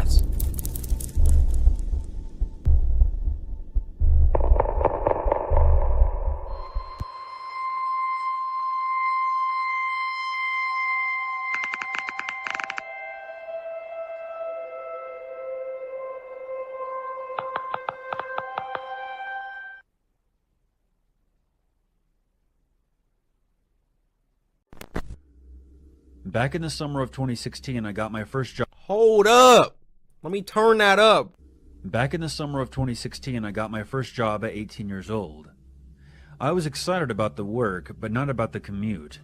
Without traffic, it was a 30-minute drive both ways. Dang! And I normally got off work around midnight, and the last thing I wanted to do was drive a half hour to get home. During the first few weeks, I was still getting used to my new routine, and one of the first things my mother told me was to keep an eye on my gas tank, and if I ever needed more, I should leave early and stop on the way, but never on my way back. True. I understood her concern. I was a petite 18-year-old female, and I looked even younger. But being who I was, I half forgot, half ignored that advice. And one night on my way home, I realized I legitimately didn't have enough gas in the tank to get me to my exit. I pulled into the first station I could find, not caring about the brand or the cost of the gas. I decided to make it as quick as possible, and only put in about $10 worth, just to get myself out of there.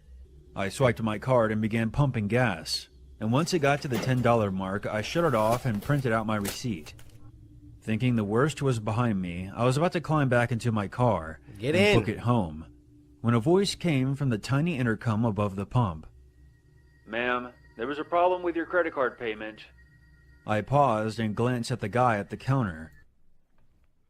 I got my gas. If it was an issue, that gas shouldn't have came out the pump, partner. I'm out. And felt a chill spiral down my neck. He was one of those tall, gaunt, sketchy-looking clerks, and was staring right out the window at me, beckoning me to come inside. I stepped back towards the gas pump and pressed the button on the intercom. "What's wrong with my card? I have a receipt. It went through just fine." Yeah. I didn't try to hide the annoyance in my voice. I didn't like the look of this guy, or the way he sounded. "I just need you to come inside, ma'am. Your receipt is incorrect. I'm going to need to run your card in here." Huh? He replied, a bit too quickly. I looked back at the guy through the window in frustration. There was no way I was going in there, where I would be alone with him. Exactly. He was staring at me wide-eyed, like some kind of creep. I stood my ground, pulled out my phone, and checked my credit card app. I held it up stupidly as if he could see it from there, and I pressed the intercom button again. It went through. I see it on my statement. I'm not coming in. Get in the car! "Ma'am, if you attempt to leave, I'll call the police. I have your tag number. Please come inside." I'll I show then them my shouted at receipt. him from across the parking lot instead of pressing the intercom. "Over $10 of gas, you're gonna call the cops? Fuck you. I'm leaving." I walked a few steps around my car and gave him the finger. I was just about to walk back around my car and climb into the driver's seat when I paused. He was mouthing something to me through the window. I would have ignored it, but he suddenly looked much more desperate than creepy. He kept beckoning me forward and calling out something that I couldn't hear through the window. I must have made a weird look, because 5 seconds later he slammed a piece of paper on the window where he had hastily written, "Guy in your car." Huh? Oh! Oh, she running in now. Inside the station, and once I was there, the clerk locked the door and told me to get down. He had his eyes on my car and had a gun in his hand. I squatted down behind the counter and watched the security cameras as a tall guy in sweatpants Time out. I want to call attention to the detail of the animation. We got Pocky, we got price tags, we got warning CCTV, we got employees restricted, we got lava soda. Klar, we appreciate the attention to detail. Look at this. We got a Pringles. Amazing. I'm immersed. Well, I'm sorry for breaking y'all immersion, but sometimes you just gotta appreciate. I squatted down behind the counter and watched the security cameras as a tall guy in sweatpants and a windbreaker nudged my back door open, slid out quickly, and jogged away into the night. Wow. I started freaking out. Turns out the clerk had noticed the guy hanging around the side of the building on the monitors. And as soon as I pulled in, he made a beeline for my car. He crouched down and opened the door, and slid himself inside as I was swiping my card, being careful not to close the door all the way behind him, so that I wouldn't hear anything. The clerk had noticed all of this on the camera. He did it to save her. What a legend! The clerk had noticed all of this on the camera, and immediately called the cops, who arrived a few minutes later. They searched the area and my car, but were not able to locate the guy, or anything that would lead back to him. The gas station clerk probably saved my life, because who knows what would have happened if I had driven off with that stranger in the back seat. I think the lesson here is obvious. It's not enough to be cautious. You have to stay alert as well. Be suspicious but not stupid. And always listen to your mom. Facts in the chat. Can I get a fax in the chat on that one? Yo, that was amazing. One patron. Now, continuing on with the Mandela Catalog, we got another one called the Mandela Catalog Intruder Alert, and it was uploaded by Mandela Catalog. This was sent to us by Nicholas, who said this is so, you know, I'm already, like, my headspace is already there. We just watched volume 1. Now, this one's only 5 minutes, but Intruder Alert. Why is you staring at me right now?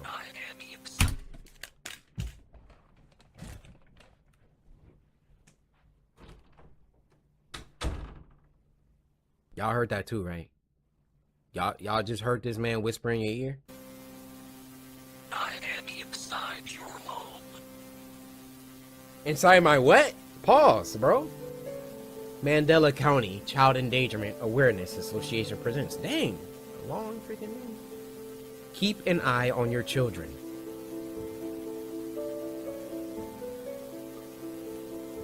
Let's face it, us parents know how time-consuming it is to keep an eye on our young children. While working is essential, they must receive attention from us so that they know we love them too. Some of us may rely on key things that keep them entertained, like toys, walks in a stroller, or even cartoons on the family television. Okay. Be cautious with what channels your children view on the television, since you never know what harmful content they may be seeing. Your children may be viewing elements of violent content, sexual content, graphic content, scary imagery. What's that sound? They exist on different spectrums? If you hear your child screaming or crying in front of the television, wait until your child stops making noise before entering the room. You will... Whoa!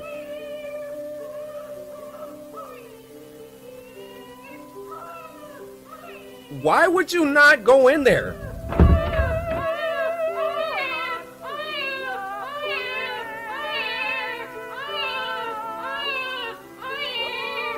Can you get your baby?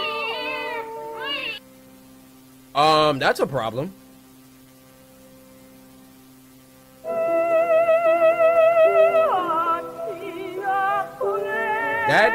That's just a small issue here. No way. I'm not messing with it. Keep the whole baby. What are we watching right now? So she calmly walks out of the room.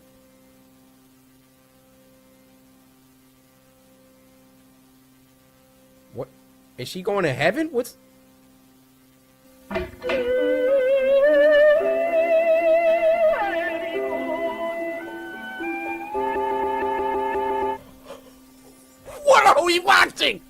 we watching? What are we watching? Y'all understood the assignment this week. What distraught at the sight of her missing infant. Emergency local authorities issued an immediate safety warning for multiple counties. 3,400. As of now, a total of 3,426 children have gone missing within the following counties: Thorn County, Coryxkenshin County, Mandela County, Mandela County. Deter vulnerable children away from any television or medium that can project possibly frightening imagery. What the freak, bro?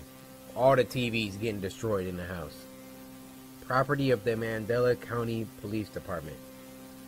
After receiving neighboring noise complaints of prolonged childlike crying, followed by a loud crack, an investigator was sent over to survey the home in the form of photos and video. This is a creepy looking McDonald's freaking house, bro.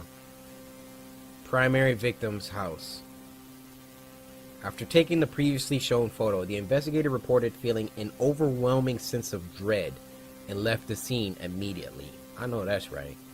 In order to provide security until another investigator was available, an on-site officer volunteered to set up a camera that took one photo every 5 minutes facing the room that the event occurred in. Put that junk on a timer, get up out of there.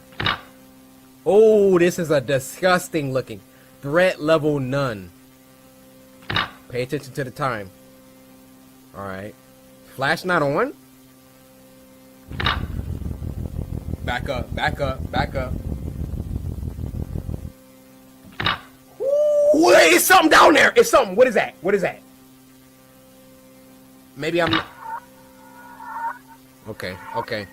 We're good. Threat level evident. Yeah, you got that right. Victim's corpse is seen being tampered with by invisible force? There's some paranormal activity? Oh, bro. If something moves right now. Okay, conclusion. The suspect shown in the evidence... I can't read. It's completely unidentifiable. Time parameters ruled out possibility of being an alternate. Previously shown evidence will not be released to public. Got it.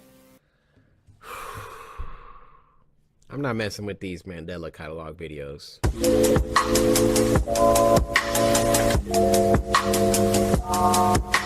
Alright, so we're gonna dial it back a little bit. Let's get into some more familiar territory here. This video is called 7 Snapchat Horror Stories Animated, and it was uploaded by Martin Animations. We've reacted to them before. They make some good stuff. Now this was sent to us by Mr. Watson, who said the 4th story is crazy. P.S. Love you, Corey. Love you too, Mr. Watson. Hopefully you didn't disappoint us today.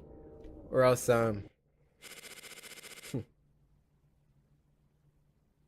couple years ago, when I was 15, I was really big into Snapchat. Okay. I was kind of obsessed with building my Snap score, so I would add random friends and accept random requests to do so. Idiot. It was pretty weird, I know. Yeah. But being that young, my Snap score was a number that mattered to me for whatever reason. I get it, I get it. Now, a lot of my friends from school and I have this group chat. I remember it was a Saturday when one of them mentioned we should go to the mall. Okay. A lot of them agreed, and I wanted to as well, but realized I didn't have a ride. So I posted it on my story if anyone was able to pick me up and take me. I was more so expecting someone I knew to respond, like my cousin or something. Right. But I got a Snapchat back from this guy I'd never talked to before. Or at least his Bitmoji was a guy. But either way, I didn't know who it was. It said he was my friend on Snapchat, but we had never had a single conversation or even shared any pictures back and forth before. Okay. He texted me something about how he was bored and had nothing better to do. I remember responding to him, asking if he even lived in the same state. It turns out he did, but the town What's the problem here? My dude took 4 seconds to type back. Yeah, I live 2 hours away from you. Number 1, AJ knows where you live at. Number 2, he plotted out how long it would take already. He said he lived in was at least a 2-hour drive from me. I told him not to worry about it, and I didn't want him to drive 2 hours just to take me to the mall. But he quickly responded saying why not. Second? At this point, What the you whole mean? conversation felt off to me, but he insisted. I finally ended up agreeing.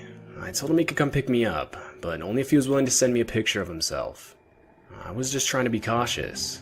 No, you A couple weren't. minutes later, he sent me a snap. People. I opened it, just to see some 30-year-old guy looking back at me. Pack it up.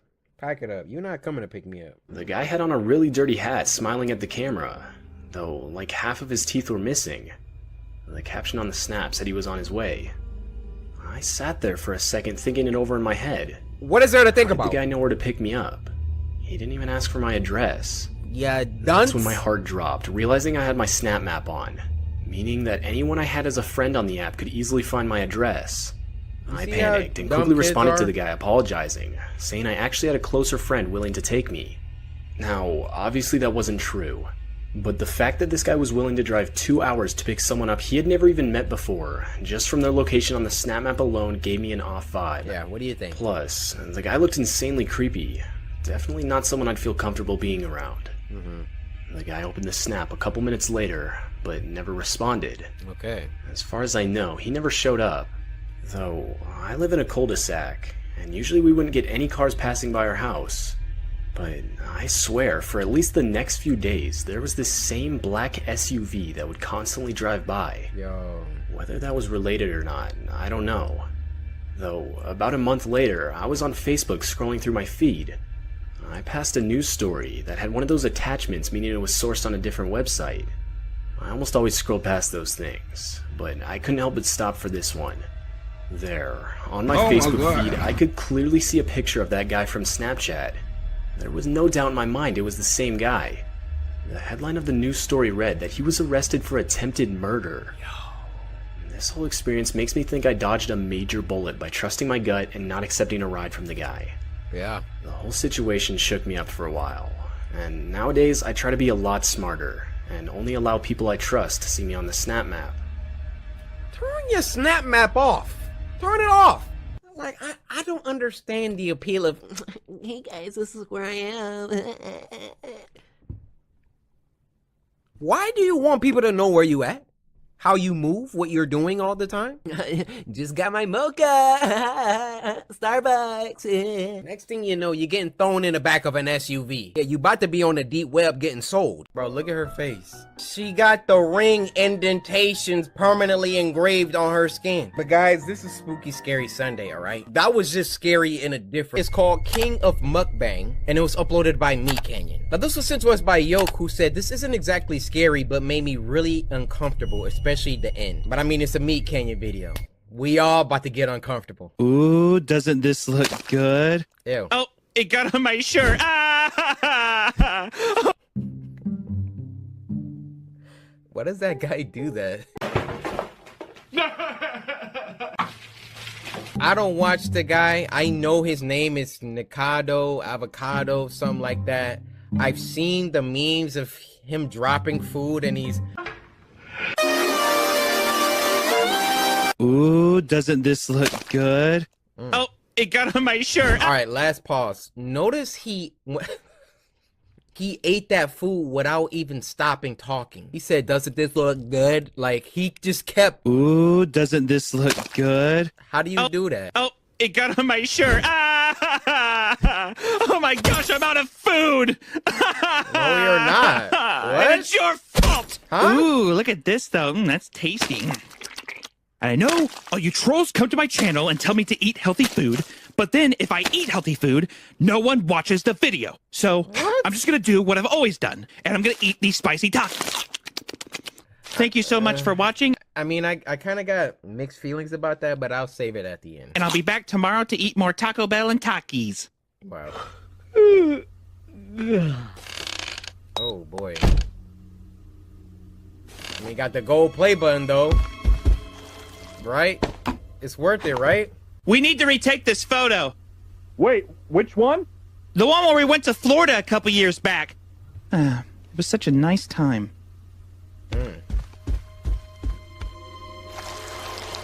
Wait, huh? What? Did we ever get more cheese at the store? I need it for a video. Gonna try and record 2 more today. If I keep uploading at this rate, we'll be able to get that house we were looking at. Wow. Who knows, maybe we can even get matching G-Wagons. What's happening? What?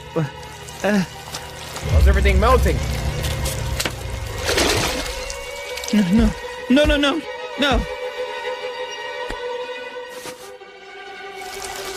What's happening? I'm confused.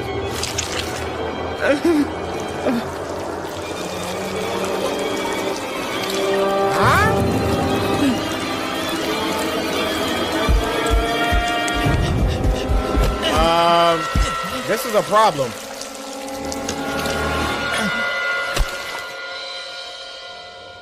It's like an episode of the Twilight Zone. Touch me! Whatever he touches! No, Arlen, no! The wall. What?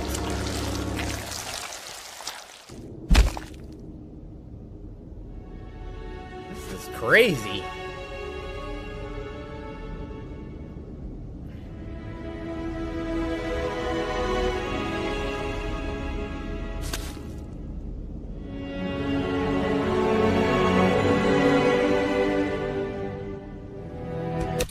This music is like so epic. I feel like I'm watching a real movie right now.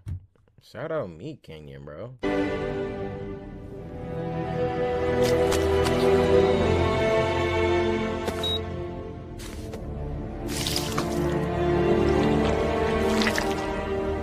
What? Oh, you're done, Zo.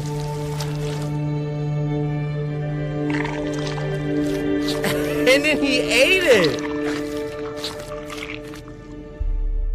Dang. I feel like that was like there's like a lesson in there somewhere. Nikado Avocado. Listen, bro.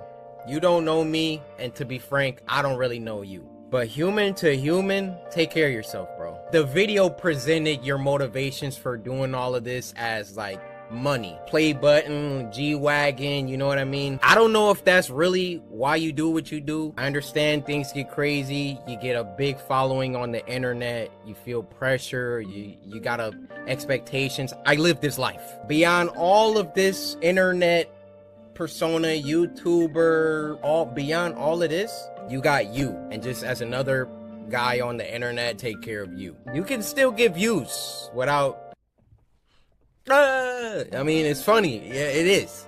But you should never feel like you have to kill yourself. This one for this week is long, which is why I saved it for last. It's called Hide and Seek, and it was uploaded by True Horror Stories POV. Yes, 2 from them in 1 episode, and they deserve it. Now, this was sent to us by Rima, who said, this one really spooked me out. Watch at your own risk. Good luck. Rima. I'm the Shogun! Let me turn this up. Turn it up. I want y'all to turn me up. Turn them headphones up. Increase that immersion. Matter of fact, y'all don't even need to see my face, huh? Y'all don't need to see my face. I'm going dark on them.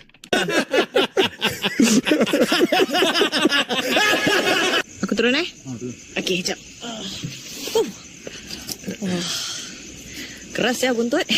Bottom hurt. Tapi not bad sih. I can make that bottom hurt. I'm sorry. Asal kau buka Mat? I'm sorry. Tak payahlah. Aku boleh naik sendirilah. Oh shoot. Are y'all captions getting cut off the screen? All right, well, I'll sum it up for you. He tried to take his helmet off, and she was like, hey, why you taking your helmet off? He's like, nah, I'm trying to be a gentleman and walk you up. She's like, nah, because, you know, he trying to get something else, trying to get some coffee. If you play GTA San Andreas, you already know the reference. She like, nah, keep your helmet on. I got it. So that's basically what they're talking about. Tapi not bad sih kau. Asal kau buka Mat? Yeah. Tak payahlah. Aku boleh naik sendirilah. Yeah, she like, nah, I got it. You know, I need to be a gentleman and walk you up. Kau suara dah serak macam gitu. Ngantuk muka. She like, nah, your voice cracking. Tak payah, aku boleh naik sendiri. You slacking. Confirm. Okay. Aku boleh naik. Okay. Bye. He's like, call me. Malasan nak pegang. Malasan nak buka. Okay. Apa-apa aku pijit. Okay, bye. Okay, bye. They say bye.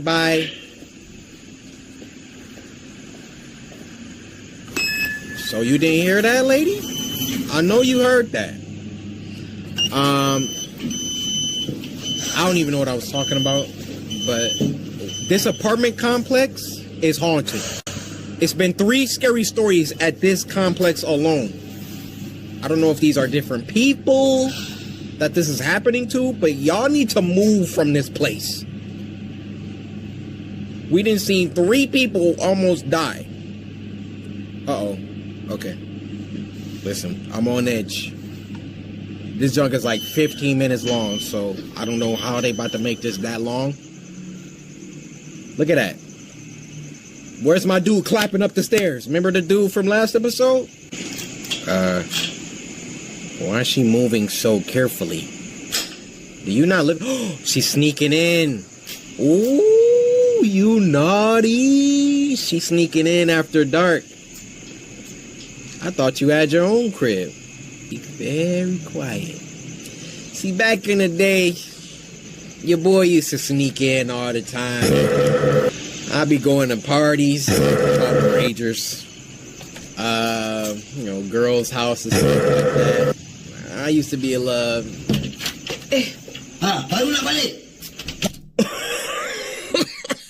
He's like, what time is it? This ain't no hotel, girl. Give me your keys. Give me your keys. Damn. That's them privileges. They mine now. You want to stay out all night? Kau tak ingat nak balik kan? Cakap mak bapak kau tak dengar kan? Kau duduk sini. Oh! Suka sangat duduk luar. Jangan kau masuk, kau duduk kat sini. You like being outside so much? Go ahead, sit outside. Dang! That's how y'all parents are in Singapore? Is this in Singapore? Not bad if it's not. Yo.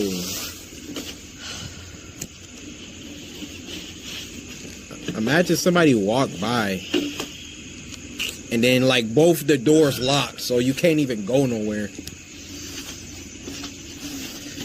Well, look at she got the True Horror Stories POV bag. Hey, can y'all send me one of those? Please, please. Hit me in the email. I'm a big fan. I heard some. Yep, I heard that. It sounded like a bottle rolling. Anybody rolling a bottle? Hey. Pick that up. Don't roll it. Hey, who over there?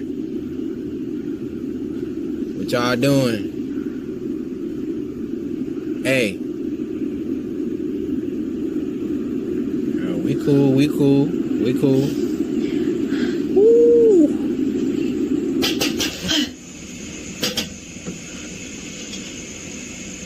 What you want? Siapa tu? Apa tu? Apa tu? Where my captions at? No captions? What's that, tissue? Oh, a little blanket. Her dad really making her sleep outside. Dang, bruh. We about to hear that bottle rolling, bro.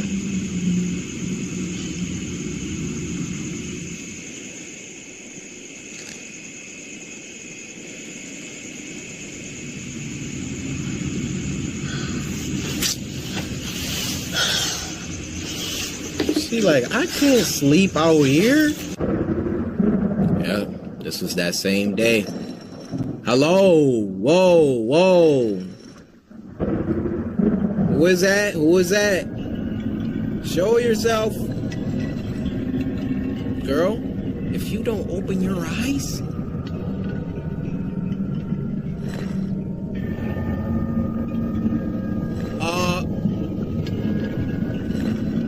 Oh boy. Yep, get up, get up, get up. You good. You're seeing things. You're hearing things.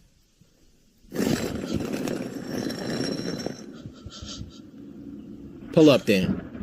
Pull up.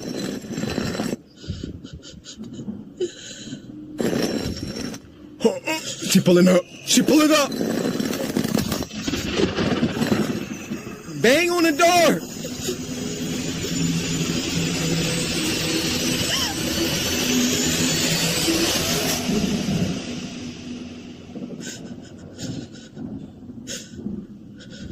We Gucci.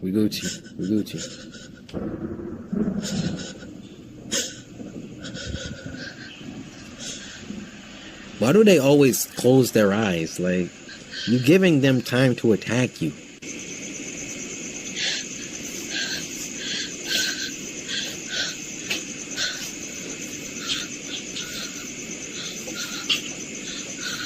Smart. Make yourself a little curtain. Now watch, all we about to see is a shadow. Dad, somebody trying to kill me out here. I think he will let you in at that point. Maybe, hopefully.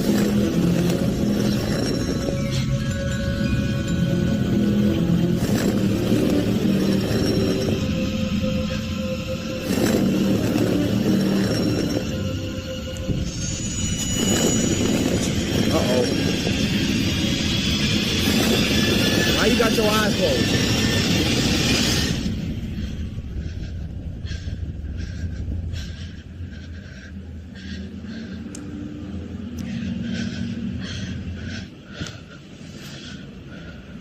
Please don't be poking your head up at the top. Whoa.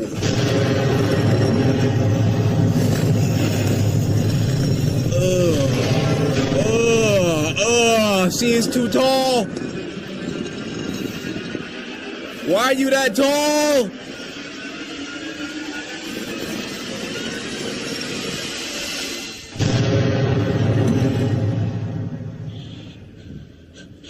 It ain't about to be no floating head. We good.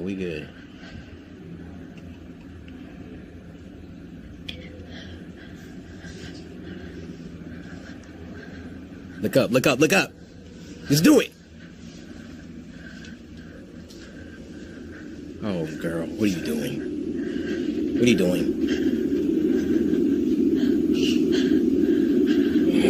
Oh, I freaking knew it. Ah!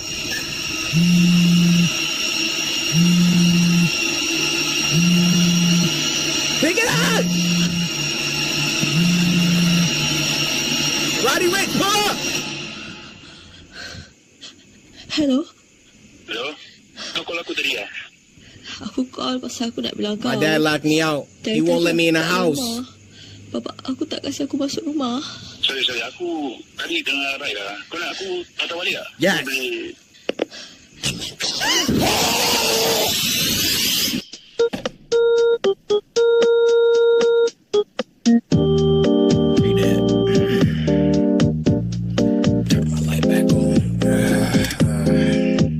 What have we learned today, children? Don't miss curfew. You're gonna get locked outside and then you're gonna get bodied by a demon. I'm sorry. But that wraps up this week's Spooky Scary Sunday. If you got that message, then they not dead. It happened a few years ago. I was hanging out at the local mall with a couple of my friends, just chatting, as usual. Okay. All my friends had social media accounts, like Facebook or Instagram, and they would focus on it sometimes when we were goofing around together. Okay. Drake, one of my friends, was saying that he met a girl from Facebook. He also told us that he really liked her, and that he was going out with the girl that night. Not bad. We joked with him that he was going to be going out with some 40-year-old man. Like those kind of jokes, you know. A couple of hours later, we had to go back home, so we all left the mall. When I got back home, I went inside my room to watch some TV. It was almost midnight when I got a text from my friend saying, "Hey, just finished the date." So I texted back, "Was he pretty?" He replied, "Very funny. Jokes aside, my car broke down and I need you to pick me up." Then he sent me an address. Well, I'm not the kind of person who ignores when my friend needs a hand. So I asked my parents if I could take the car, and they Still said at yes. home? You sound about 30. My phone and texted again. On my way. Soon I got to the address he sent me and parked in the driveway.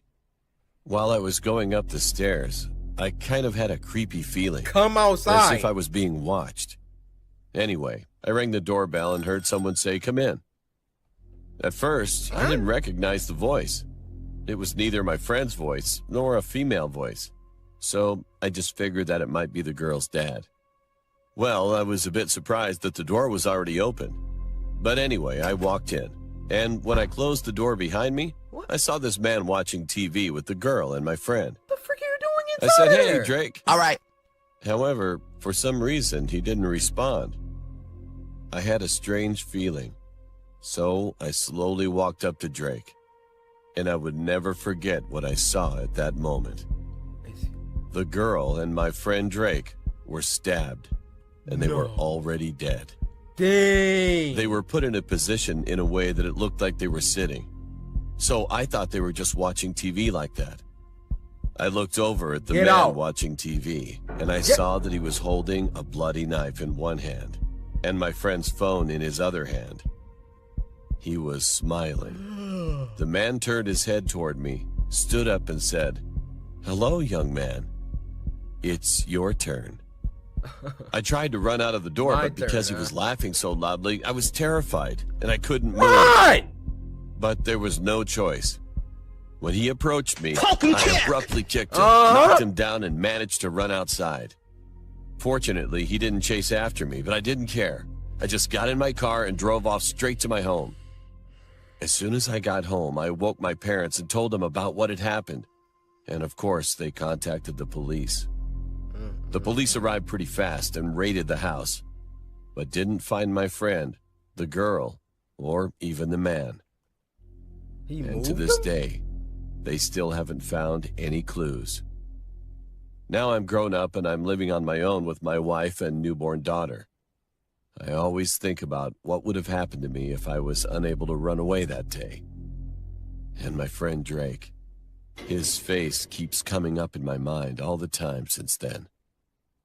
Dang. Sorry, Drake. This next one is called Rotary, and it was uploaded by our friends over at Crypt TV. Now, this was sent to us by Not So Moody Judy, who said, "Love your videos, Corey. Glad you're back." Judy, can I call you Big Booty Judy? No! Listen, Nutri-Grain bars all day. You're glad that I'm back, but we're glad that... Open your mouth up, Judy. Rotary. Okay, present. Does this thing work? No, it's just for show. Oh, lame.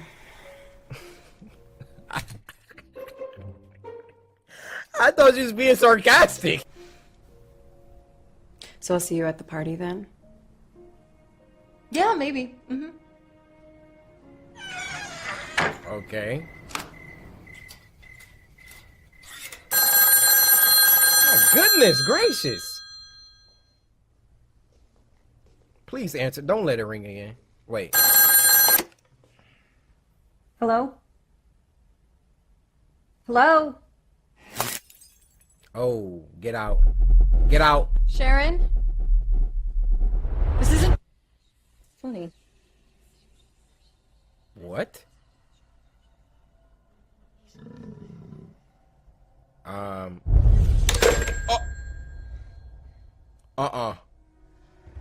No.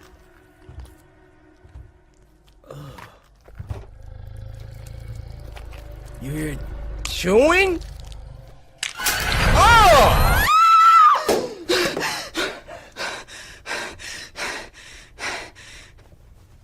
Huh? Who's in the shop? Someone just came in. Watch it, watch it. Watch it. Okay. We're good. We're good. What are you doing? Oh my gosh! Oh, I'm smacking her. Come on. Nah. You said you'd go to the party. I don't think we're alone here. Wait, what? What? Right. Oh my!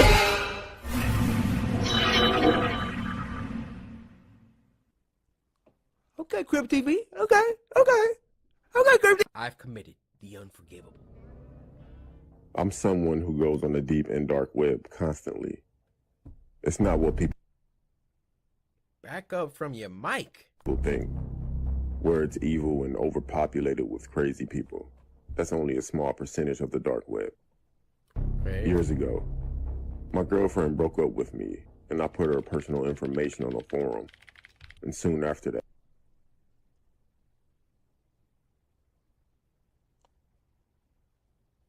This man is a psychopath.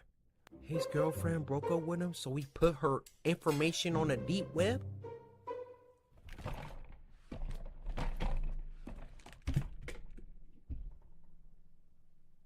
personal information on a forum. And soon after that, she disappeared. It's been a while since that happened. She dead! And I've ran into people that have disrespected me since.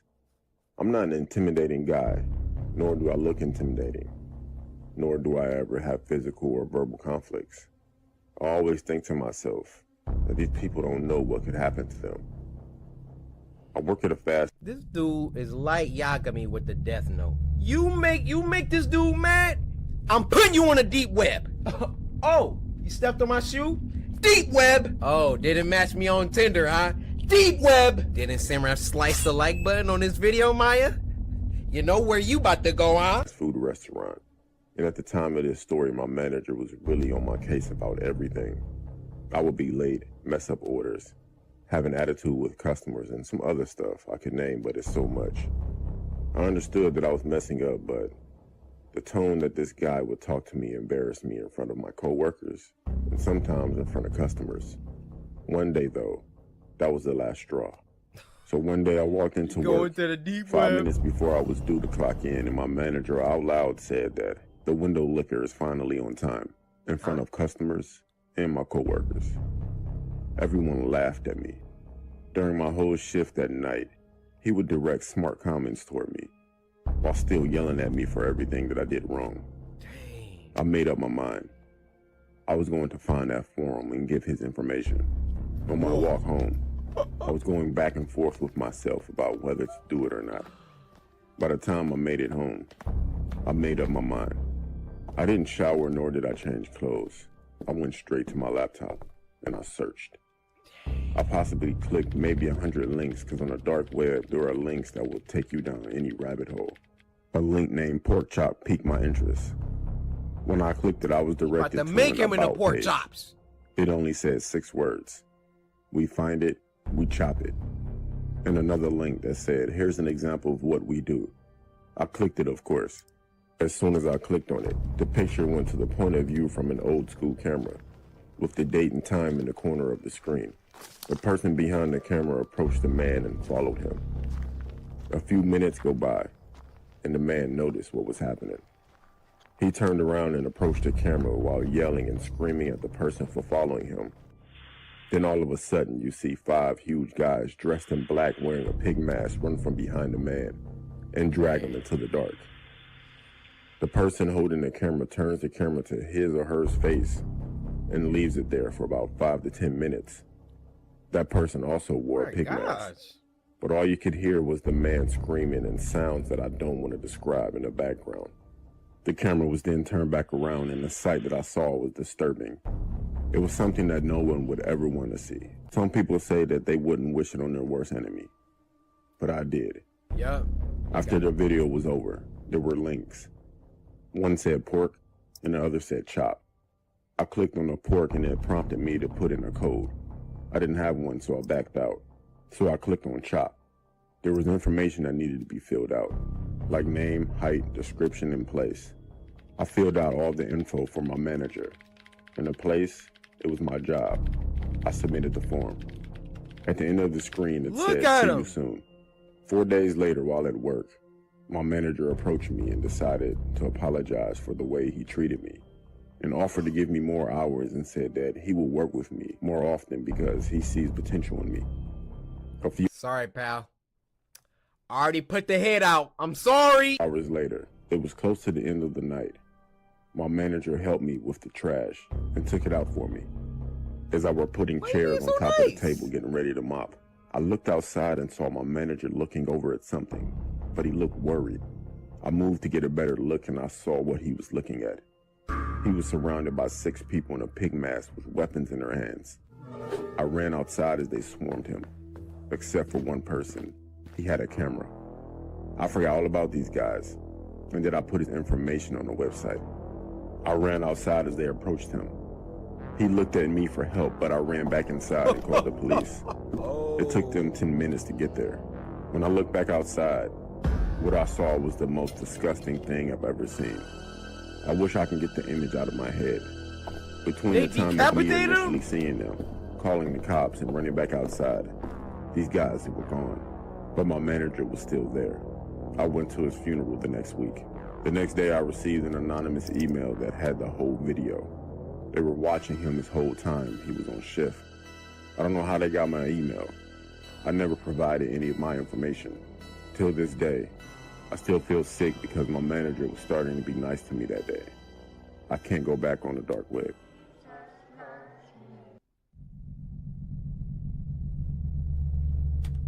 Hey, y'all see that? Be nice to people. You never know, the last person that you bully just might be the one that put you in a death note, or in real terms, the deep web. This next one is called Lost VHS Tape, and it was uploaded by Paddington. You know, the guy from last week that gave us that brilliant toy maker video. This was sent to us from Kia, who said, this joint is spooky, alright? Well, Kia, let me just take a swig of my, Fiji. Your boy bougie now. I'm done with all that Dasani. It's a level up my water game. Hold on, let me say my grace.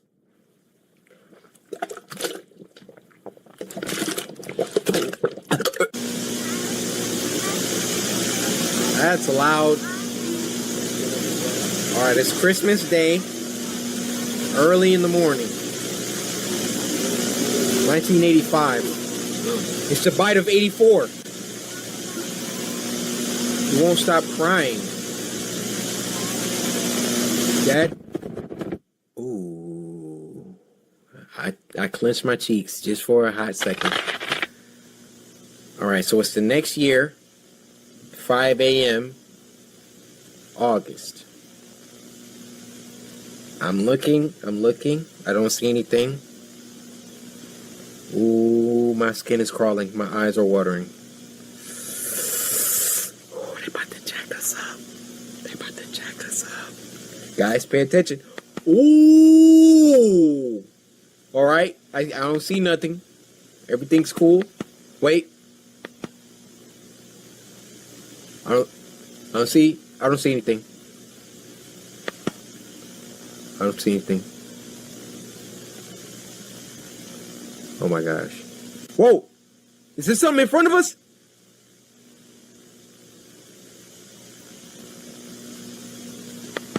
Okay. Alright. Everything's cool. Oh, don't see nothing moving.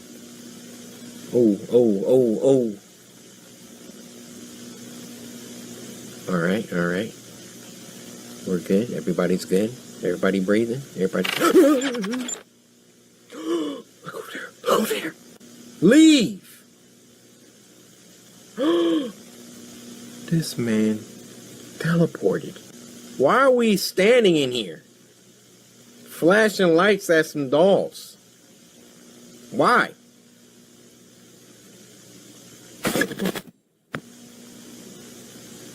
See, I can't. A loud, abrupt image in my face popped up in front of us. I saw it. Nope. You're not slick, Paddington. I saw it. It's getting bigger. It's growing. They're trying to mask it with the distortion of the VHS. But I saw it. Oh, it moved again. Come on. Jump scare me. Do it.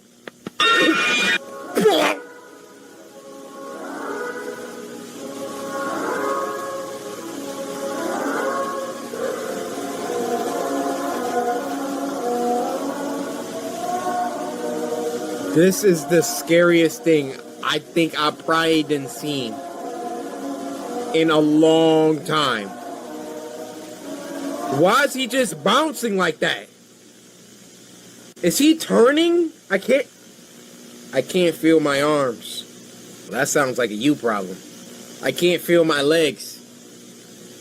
The freak you been doing? Yet, I only feel pain. I'm sorry. I really don't have anything to do with that, though. I could offer you a number to a physician, get a physical. There's something inside me. Something that beats. What? A heart? I'm backing up! I'm backing up! Like it wants to get out. Bruh, I have never backed up from an animation before. Oh my God!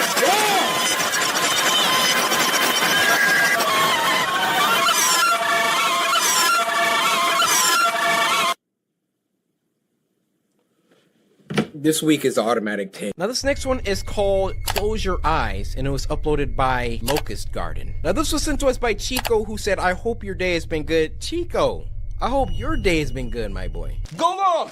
Oh. Is this the beginning?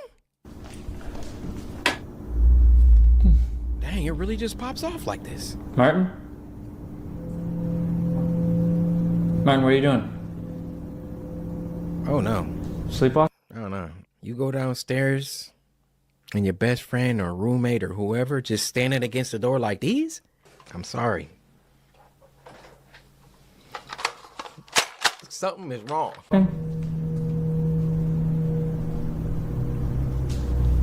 Don't do it. Don't do it, dude. She told me if I close my eyes, she'd tell me secrets.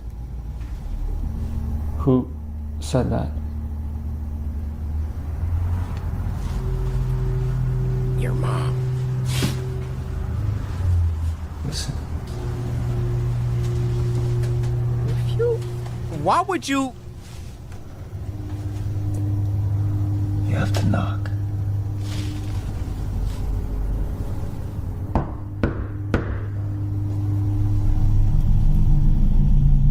Close your eyes. Bro, you really about to do that?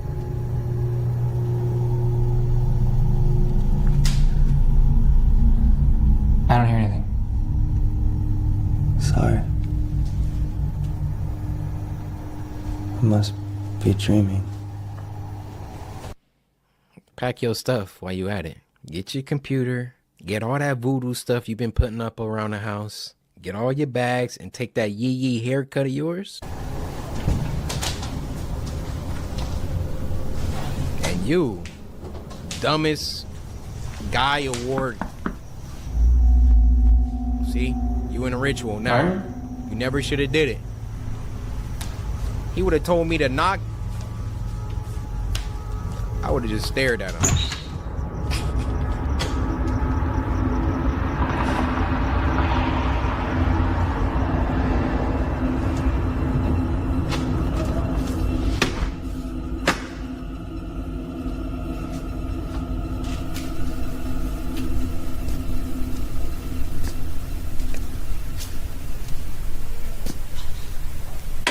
Yikes, yikes, yikes. Oh, I thought something was about to happen.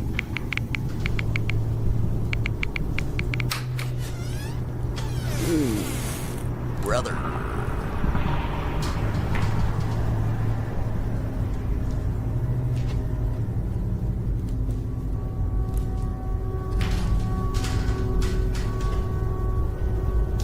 Get your weapon. Where's your weapon, Chief? Don't just walk towards noise. When will they learn? What the hell, man? Oh my!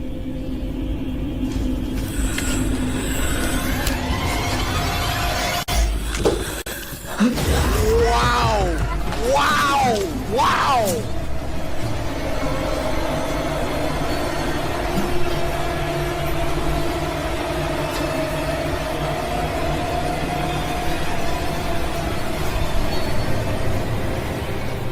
These people have 1,000 subscribers, bro.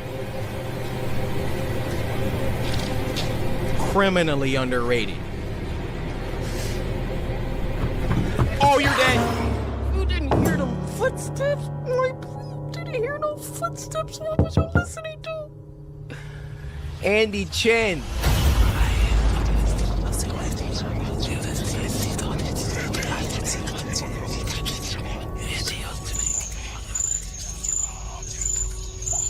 Oh, y'all put y'all foot into that one. She was in the back like... He was back there origami. That was really good. Guys, can we get Locust Garden to at least 10,000 subscribers? They out here making stuff like that? Gee.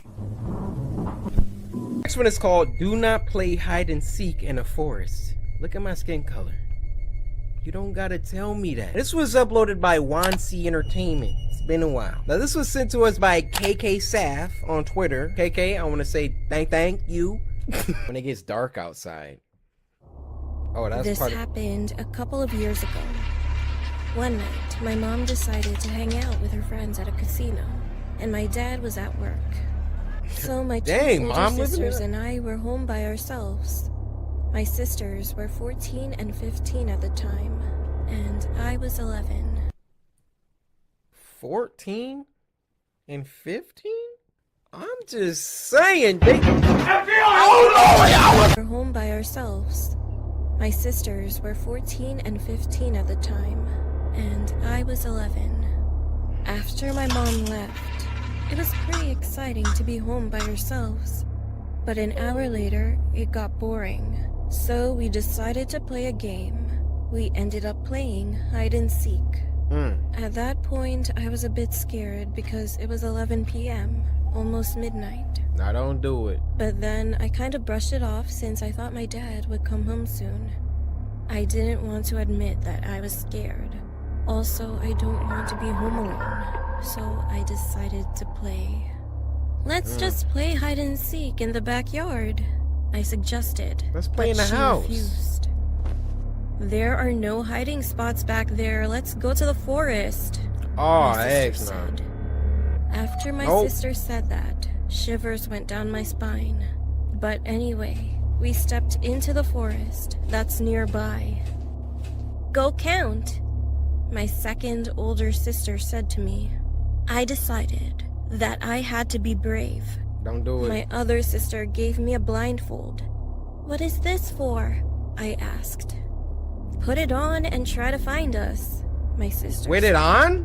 While my sisters used flashlights to find a place to hide, I put the blindfold on and then counted to 30. Why can't I just... When it was time, I said, ready or not, here I come. After walking around, touching every tree I walked by, 10 minutes had already passed, and I still hadn't found my sisters. This gotta be the Even dumbest... while I was walking on this trail, I could barely see anything, so I tripped on a twig and fell. My clothes got dirty and my knees started bleeding. But I had no choice. I Take got it up off! and walked around some more. I came across a tree and knew I finally found something. Oh, It felt like a person. Haha, found you, I said. I then heard my sisters walking by behind me, saying, hey, how did you not find us yet? At that moment, I froze. I took off my blindfold slowly and saw an old man sitting there smiling at me while What the heck? Can't I play with y'all? He asked with a cracking voice. He wore a dirty shirt and his hair seemed like he didn't shower for a long time. My sisters and I screamed and started running out of the forest as quickly as we could. Why does he have a... I looked back and noticed the man What? after us while holding the knife, swinging it. Bro, why do you have that? He was laughing like a mad person. I've never felt that kind of fear before. But after running for a while, the old man couldn't keep up. He stopped running, stared at us, and then he turned around and went back into the forest. Is that his forest? We got closer to our house, and then we saw our dad pulling into the driveway. Dad! We ran to him and told him what just happened. He was shocked, so he called the police immediately. The police went to the forest and they searched those areas for a few hours. These whack cops. After a while, they found and arrested the old man. Dang, they actually The got next day, we learned that the old man killed 4 female children Whoa. and dumped their bodies in the woods. Whoa. All the local news stations were covering the incident. When I heard that, I felt sick to my stomach. I am glad that we are safe, but now I pray for the 4 souls of the children. May they rest in peace. Sis. Because they got chopped up. Wow.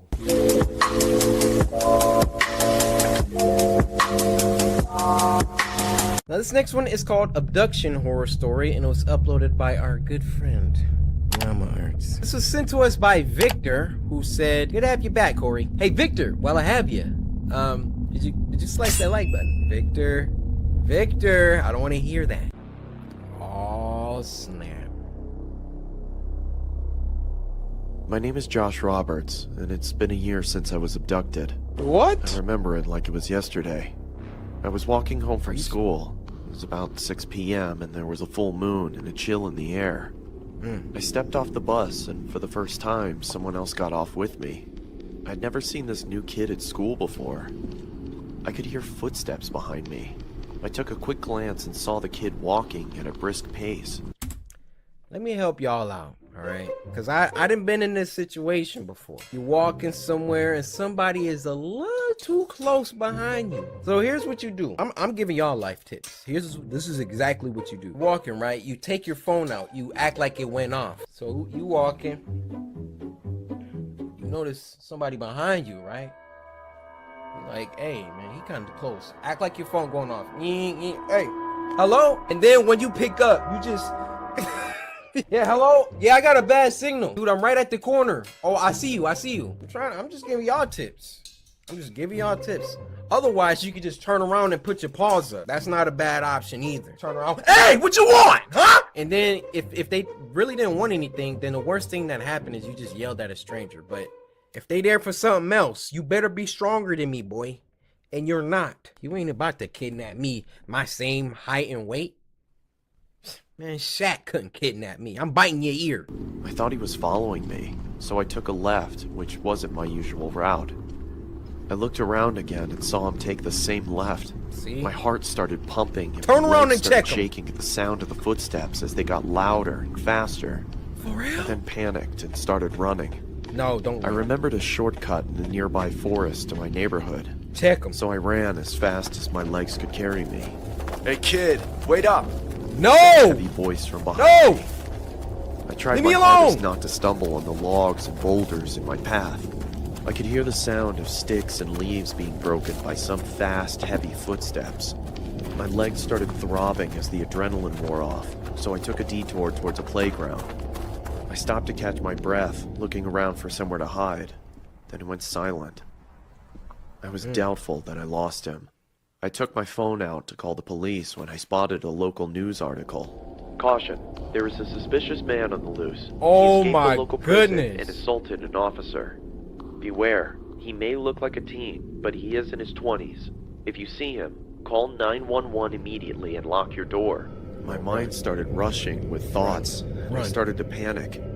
All of a sudden, someone started choking Look me at with this! their arm. I tried to fight back, but they were so strong, I didn't stand a chance. My feelings of hope began to diminish as I slowly blacked out. Wouldn't have called me like that. I awoke to find myself in a dark, damp room that looked like a basement. The floor was hard and cold.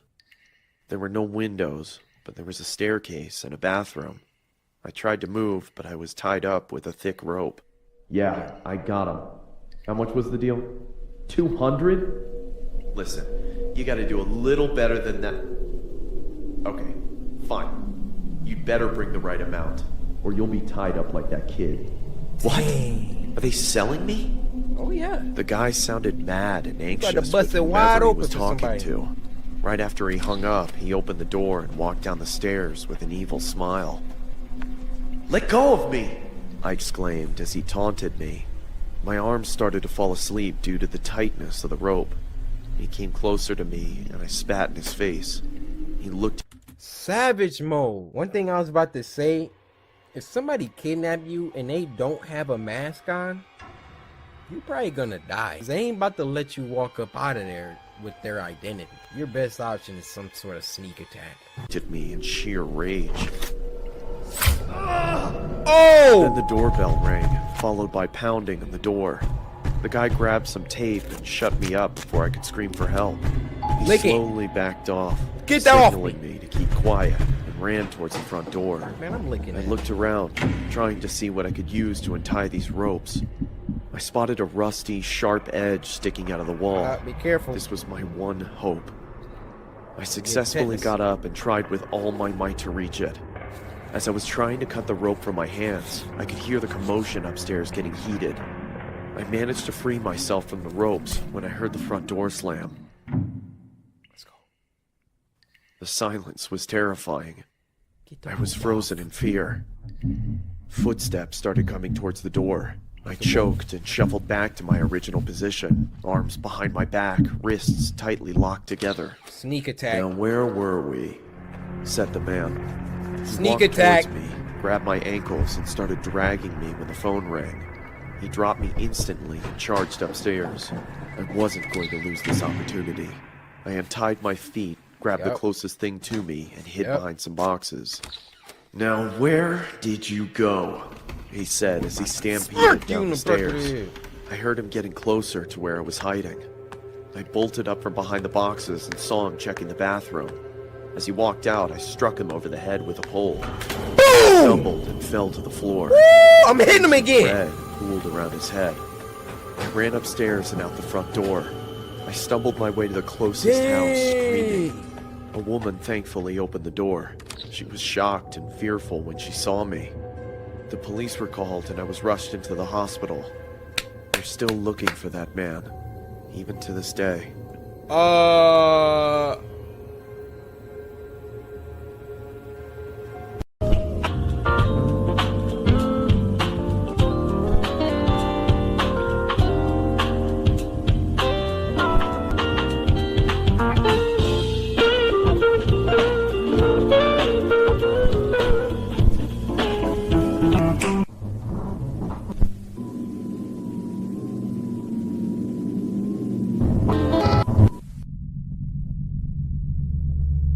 Round of applause, everyone. Round of applause. A spooky, scary Sunday on a Sunday? Who's on time now? Samurai. The person you are looking at is not who you think. Pay attention. Right there. Excuse me for the technical difficulties. Thank you for your patience.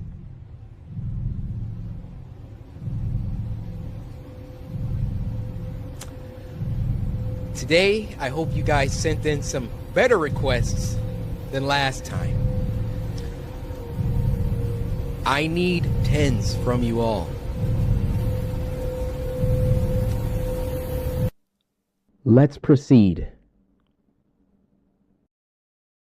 Spooky Scary Sunday! For those who are new, it's this series where every Sunday the samurai come together and we have a blast. We watch a bunch of scary videos sent in by you guys via Twitter using the hashtag Spooky Scary. Well, I guess I should just start saying X now. Or should I just keep saying Twitter?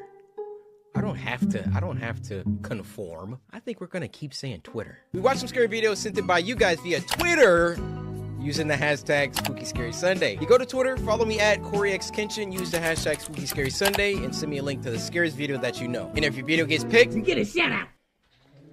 One of these days, you're gonna mess up. You're gonna mess up, and I'm gonna find you. And when I find you, I'm gonna So sit back, relax, grab some snacks.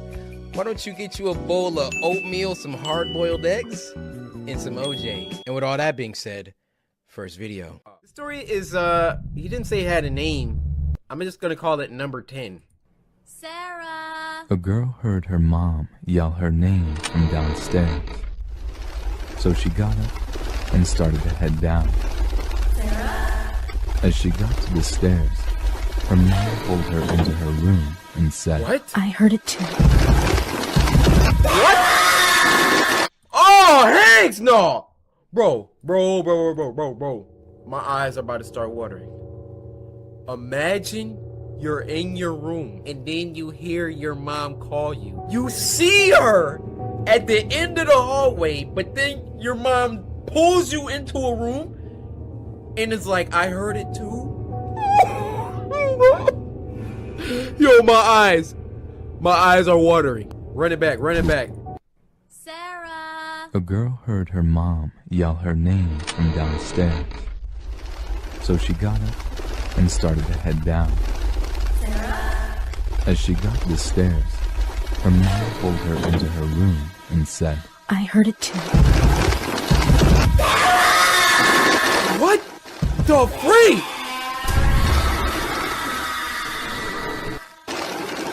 Stay. Oh, come on with the Stay buffering. here and don't make a sound. Push it in. There you go. Oh my.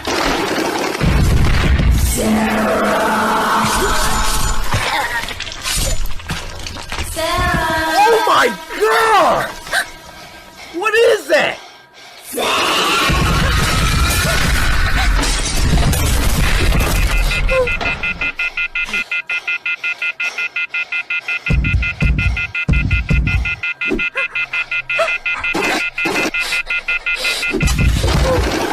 Why does that thing move like that?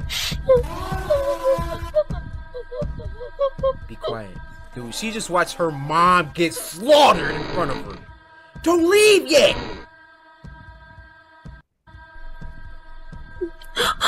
Yeah, she gone. She gone. Oh! She dead.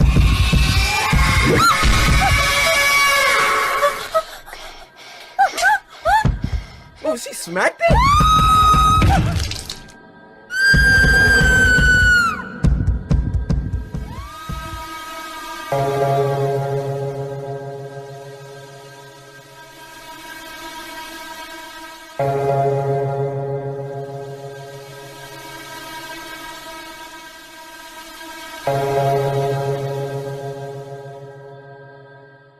Last one for this week is long, which is why I saved it for last. It's called Hide and Seek, and it was uploaded by True Horror Stories POV. Yes, 2 from them in 1 episode, and they deserve it. Now, this was sent to us by Rima, who said, this one really spooked me out. Watch at your own risk. Good luck. Rima. I'm the Shogun! Let me turn this up. Turn it up. I want y'all to turn me up. Turn them headphones up. Increase that immersion. Woo. Matter of fact, y'all don't even need to see my face, huh? Y'all don't need to see my face. I'm going dark on them.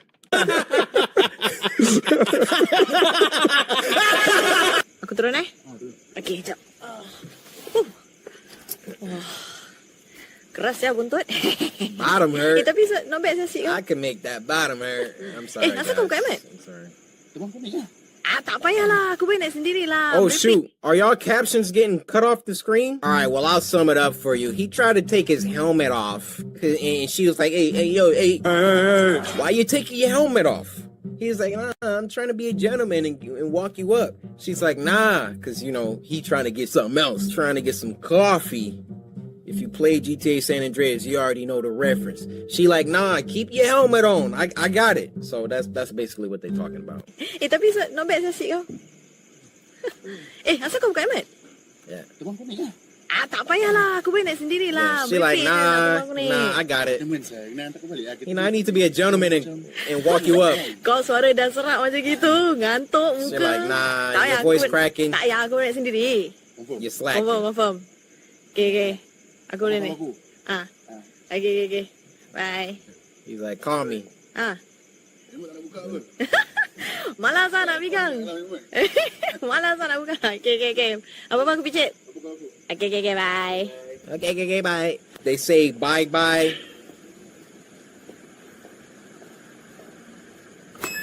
So you didn't hear that, lady? I know you heard that. I don't even know what I was talking about. but this apartment complex is haunted. It's been 3 scary stories at this complex alone. I don't know if these are different people that this is happening to, but y'all need to move from this place. We done seen 3 people almost die. Uh-oh. Okay. Listen, I'm on edge. This junk is like 15 minutes long, so I don't know how they about to make this that long. Look at that.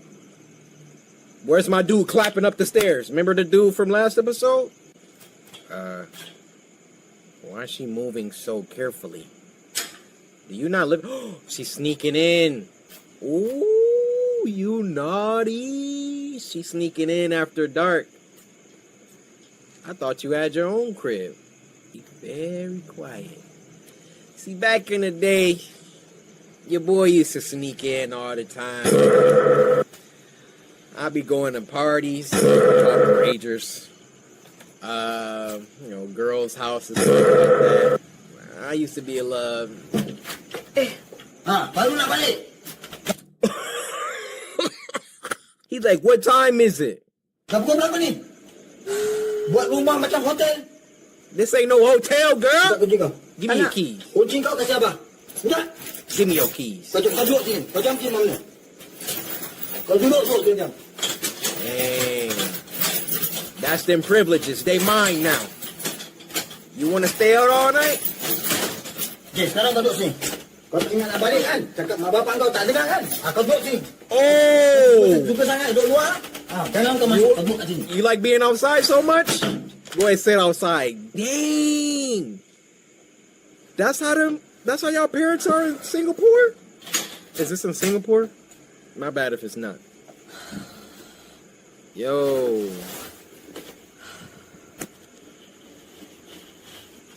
Imagine somebody walked by and then like both the doors locked so you can't even go nowhere. Well, look at she got the True Horror Stories POV bag. Hey, can y'all send me one of those? Please. Hit me an email.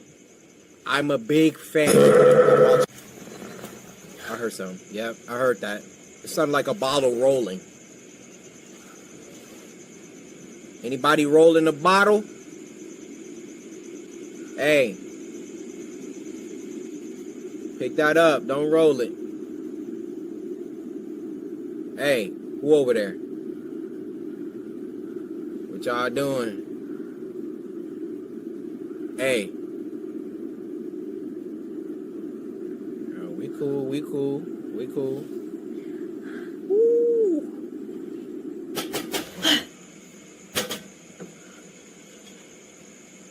What you want? Siapa tu? Apa tu? Apa tu? Where my captions at? No captions? What's that, tissue? Oh, a little blanket. Her dad really make... Dang, bruh. We about to hear that bottle rolling, bro.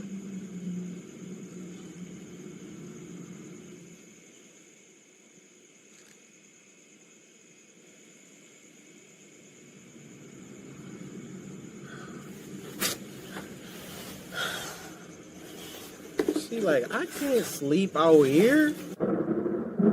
Yep, this was that same day. Hello, whoa. Get her sleep outside. Who is that? Show yourself.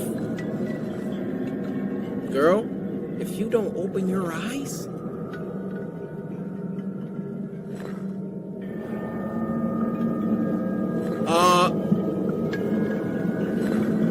Oh boy. Yep, get up. You good.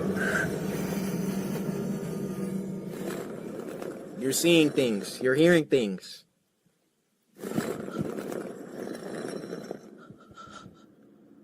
Pull up then. Pull up.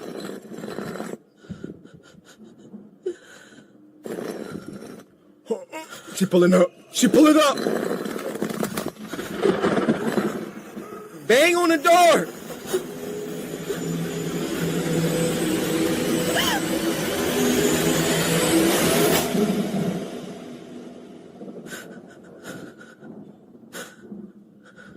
We Gucci. We Gucci. We Gucci.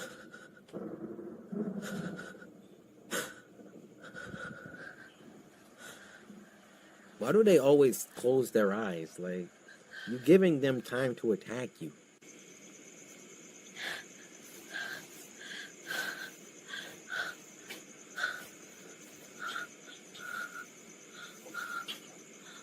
Smart, smart, smart.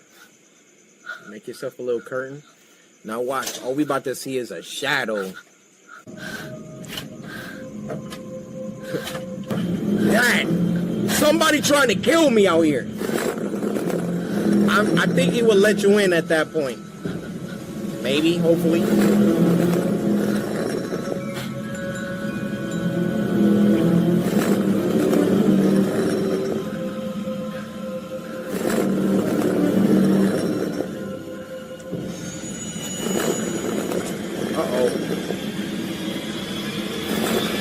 Why you got your eyes closed?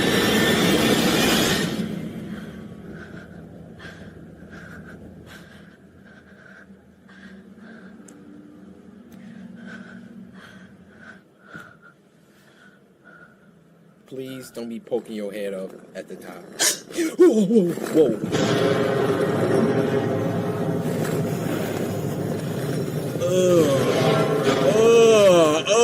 She is too tall. Why are you that tall?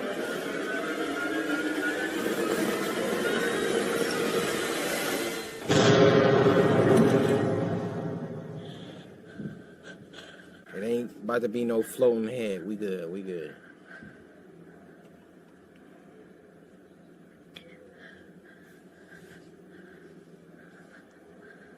Look up, look up, look up. Let's do it. Oh, girl, what are you doing? What are you doing? Oh, I freaking knew it. I freaking knew it. Ah!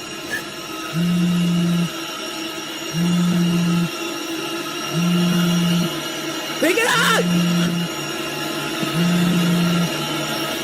Roddy Rick, come up! Hello? Hello? Kau call aku tadi eh?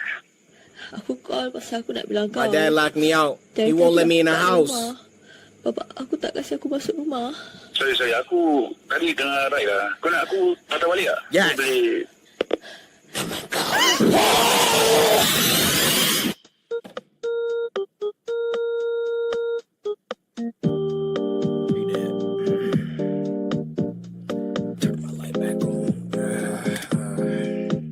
What have we learned today, children?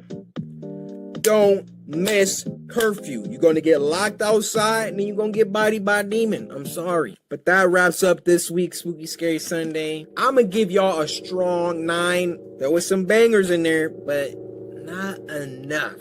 They might be saying, Corey, you was screaming for like dang near all of them. But it wasn't like memorable scares, you know? Not like the one from the other week. Remember the dude with the eyes like this? These ones were pretty good. But we need a 10 next week. Send me more. I'll be waiting. Until then.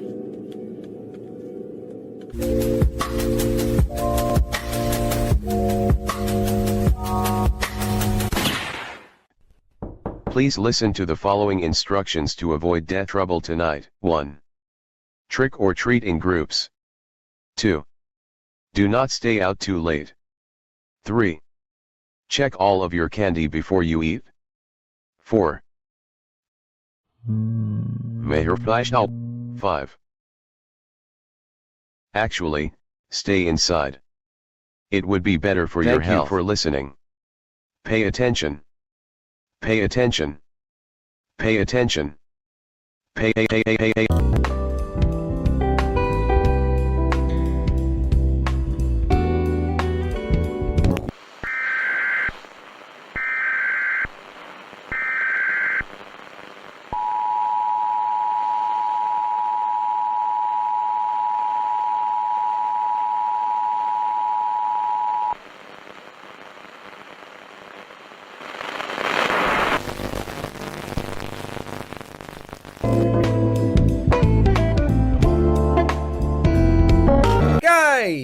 you doing? Welcome, welcome. Spooky Scary Sunday, Halloween edition. I'm hyped. I hope y'all brought bangers today. It's Halloween. It's the spookiest day of the year. So before we get started, I'm gonna go downstairs. I'm gonna get some snacks. We gotta do it right today. No excuses. By the way, go ahead, get your Coryxkenshin merch. Today I'm rocking the Shogun. Guys, time is running out. You don't want to miss out on the 10 mil collection. Get it before it's gone. But all right, you guys, let me get a snack. I'm gonna be right back, all right?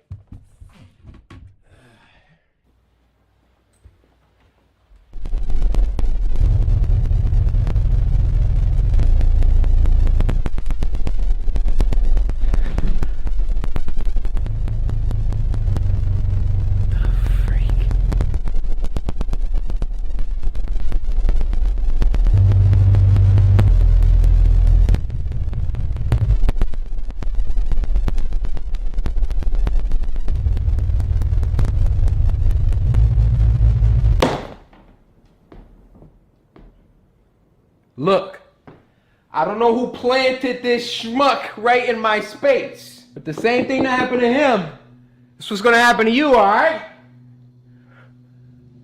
It's weird. Very weird. Bruh, I need to go grocery shopping bad. This ain't gonna cut it.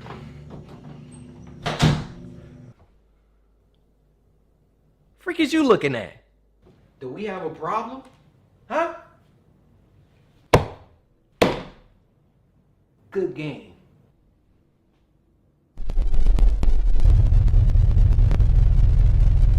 Alright guys, well, looks like I don't have any snacks, but hopefully you get yours ready. So, I guess I'll explain Spooky Scary Sunday. Y'all did last week.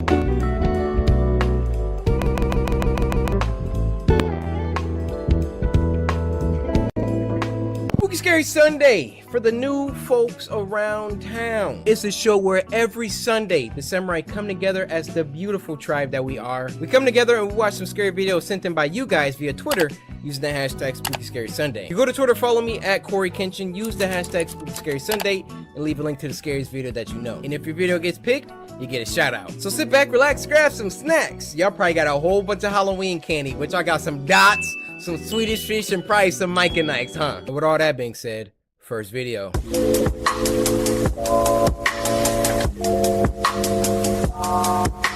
First video of this week is called Lasagna, and it was uploaded by Meat Canyon. Can't be a Halloween special without Meat Canyon, now can it? Now this was sent to us by Cloudy, who said, haven't seen a Meat Canyon since she came back, love the merch. Cloudy, come on now, go ahead, pick you up some light. Garfield cartoon. Hey, Liz. Hey, John. You ready for the movie? Yeah, I've been looking forward to the movies all week. 1 second. I just need a couple of minutes to get some stuff sorted out inside with the animals before I leave. Cool. Here we go. What? Garfield, would you come in here for a moment? Meow. Meow. What? Meow. Oh! Meow. What? Can you tell me why you decided to get into the lasagna again? Tell me why you thought that would be okay! Meow.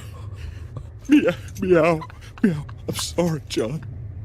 What? I'm sorry. That's not Garfield! Why are you speaking to me, cat? Cats can't speak, can they? That's not a cat. Can they? Oh my gosh. Meow. Good! Now make bread! Make bread like a good cat! Go on! What? Be my little baking boy! What? Oh no. Oh. Yeah!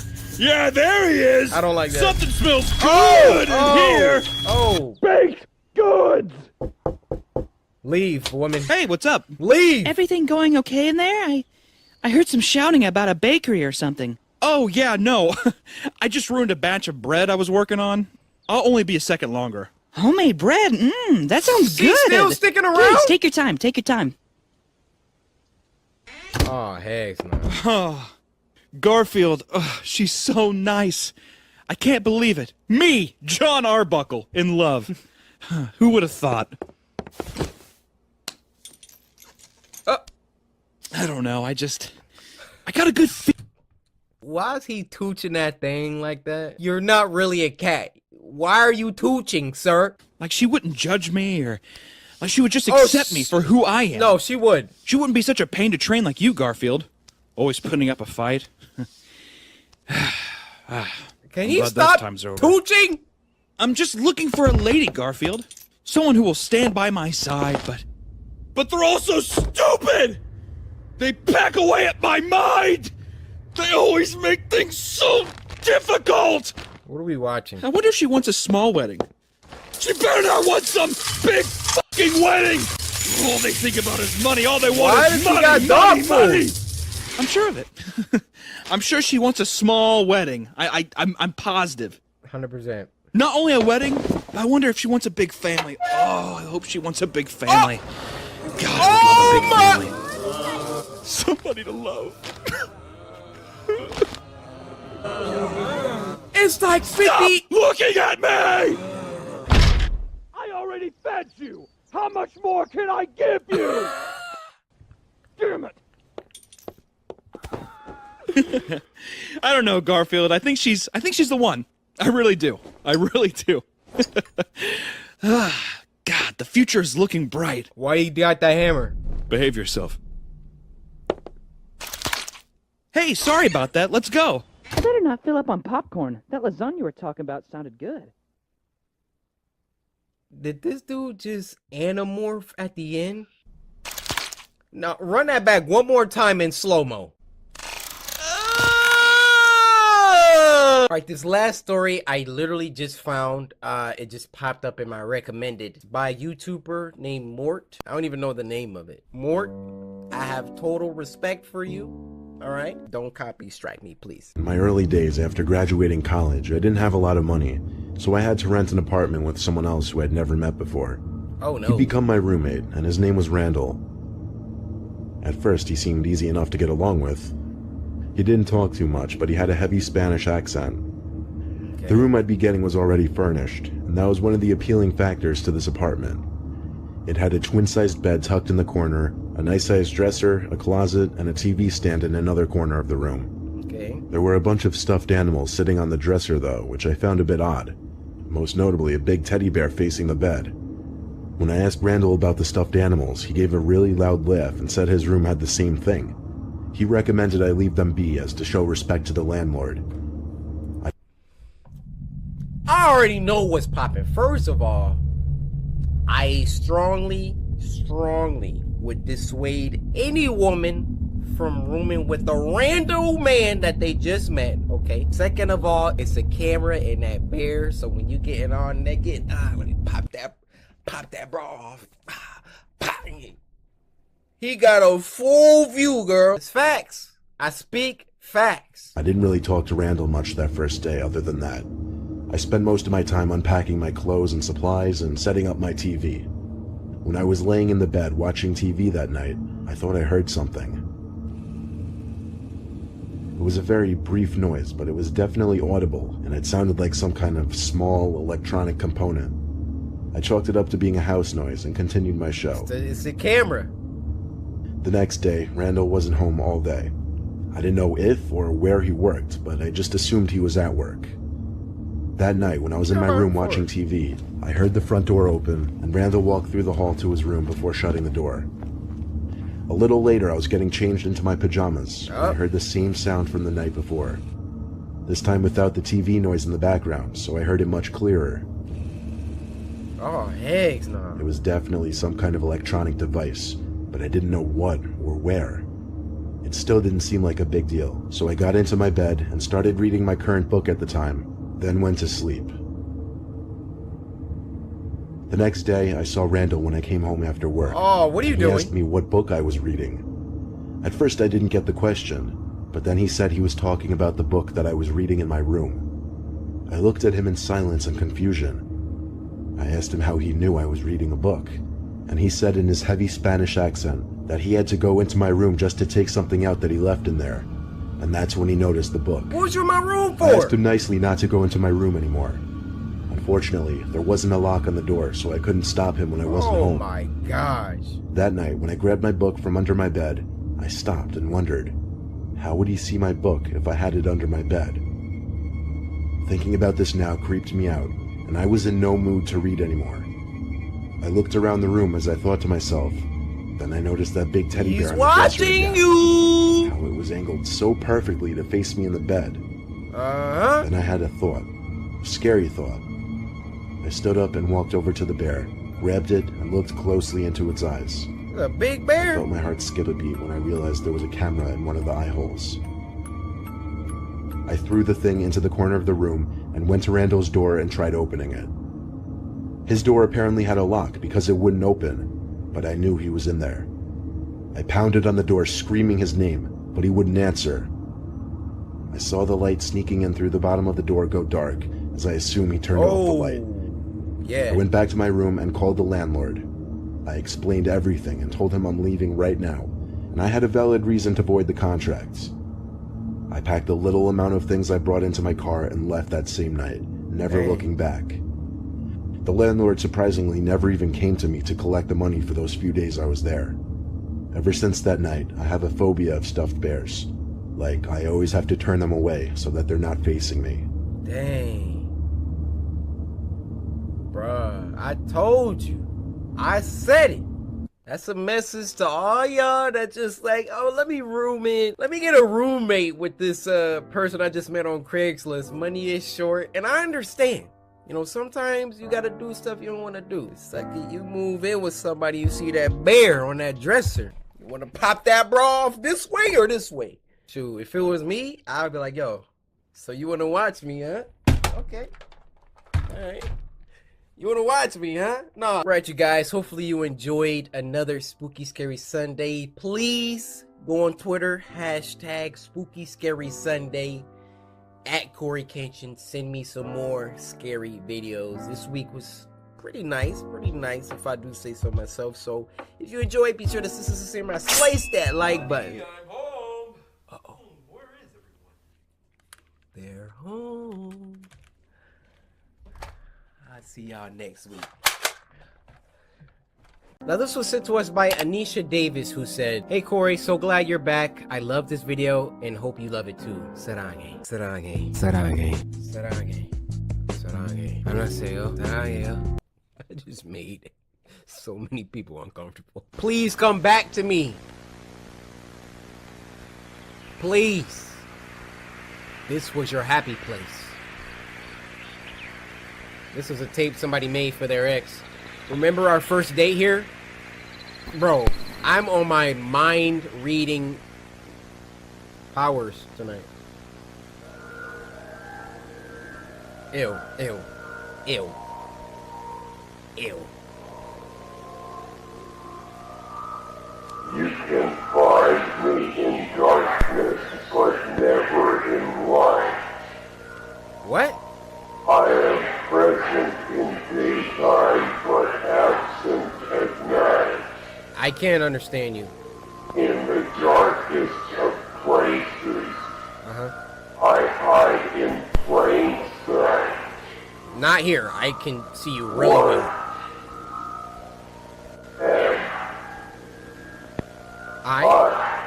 Oh, it's a riddle. Oh. Ew. This is so gross on my freaking monitor full screen. Oh, you sad of what I just said? Do you see you? Martin. Martin, what's going on with you? Martin, can't you see? You are hurting our children. Oh, this is... Obviously. They loved you.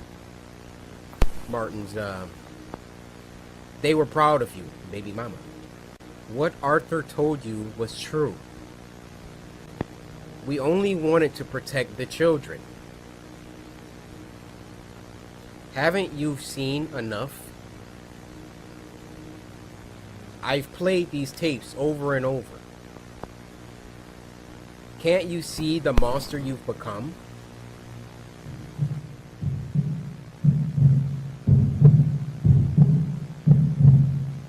Wait, Martin, what are you doing? No, Martin, please! Stop it! Please stop!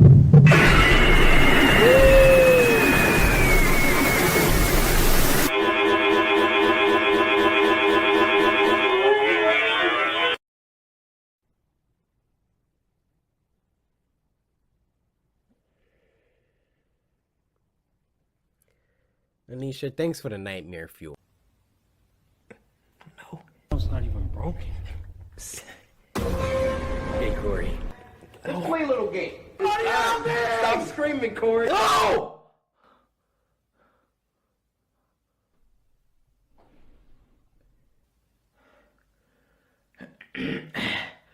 Help!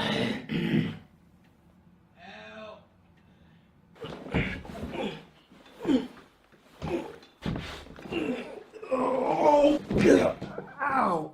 Oh! Oh!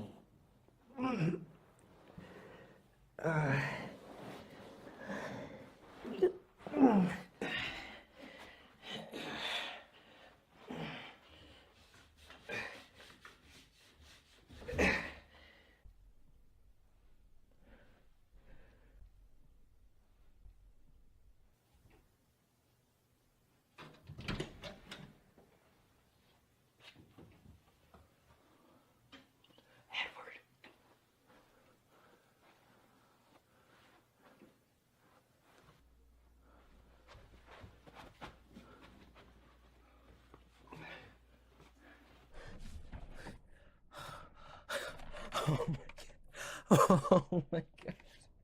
Oh boy, am I happy to see you. I'm so thirsty.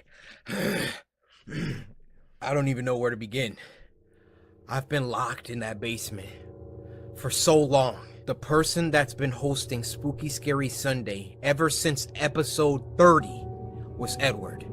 All I can remember, I heard a window break open. It was Edward Norton. He locked me up, took my freaking shirt, and I presume he came back upstairs to host the rest of episode 30. And I, the real Corey, have been tied up ever since. I don't know where he is. I can't hear anything. I don't think he's here. I surmise we'll have to deal with him eventually. Maybe he went to go gather up more people. Edward is one sick, twisted individual. But since he's gone now, I guess we could do episode 40. It's been so long since I've even done one of these. Okay, I remember. I've taken longer breaks. We did a 9-monther before. I can still remember only after 4 months. I keep thinking that I hear him. Spooky Scary Sunday is a show where every Sunday, has Edward even been doing it every Sunday? Every Sunday, the samurai come together as the beautiful tribe that we are. We sit back and we watch some scary videos sent in by you guys via Twitter using the hashtag Spooky Scary Sunday. Go to Twitter, follow me at Coryxkenshin, leave the hashtag Spooky Scary Sunday, and leave a link to the scariest video that you know. And if your video gets picked, you get a shout out. He's in the house. So sit back, relax, grab some snacks. Go ahead, get you a $5 footlong from Subway, a side of Sun Chips, and wash that down with a Sprite. And with all that being said, first video. This next one is called Killer Kenshin MP4, and this was uploaded by Baddington. Obviously, from the title of this video, Killer Kenshin, look down in the description, Baddington said this video he made was inspired by me. So immediately I'm gonna need y'all to go over to Baddington and subscribe and like this video. Baddington, you're a legend, man. I don't know what we about to watch, but thank you for making this. And this was sent to us by Molly on Twitter, who said, yo, this is a special one for you. In 1948, Japan was still recovering from the bombing of World War II. A squadron of Japanese troops were on a mission in Nagasaki when the troops noticed a building. Whoa, okay. All right, so some soldiers found some toys in a little building, and one of the toys was brand new. They didn't know who left these toys because the toxic levels in the area were too high. Squadron said they felt a sense of dread around this toy, and they called it Akuma no Bushi, the Devil's Samurai. Oh, I don't like that. I don't like that. So it has supernatural properties that cause anyone around it to commit seppuku. These next clips are from 30 years ago within that facility.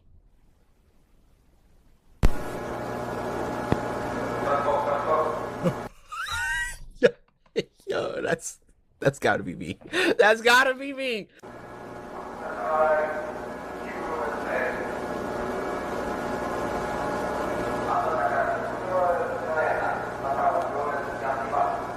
Uh-oh.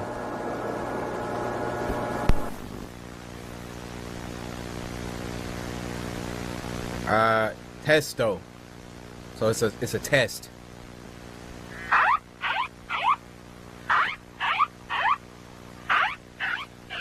Hey.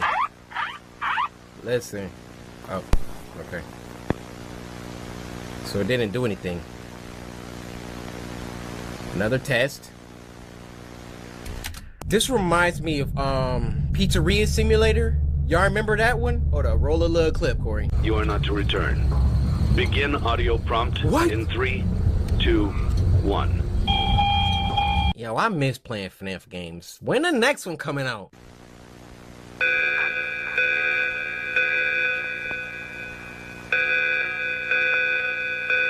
Alright, nah. Bro, these sounds.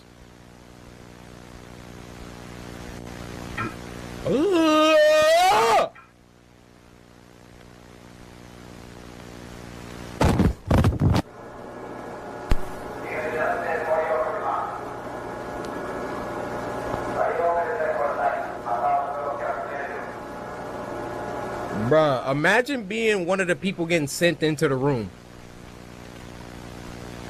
Another test.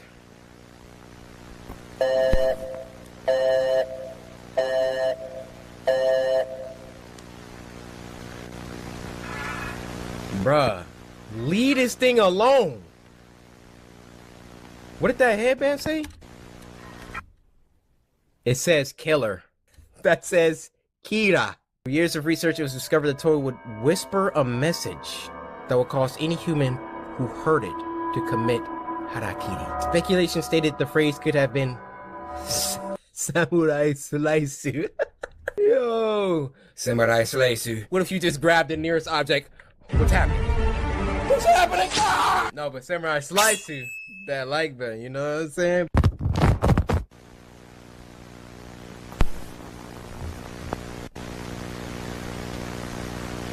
Another test.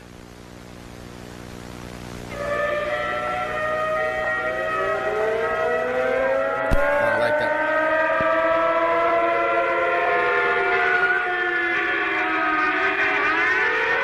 I don't like this. My skin is crawling right now.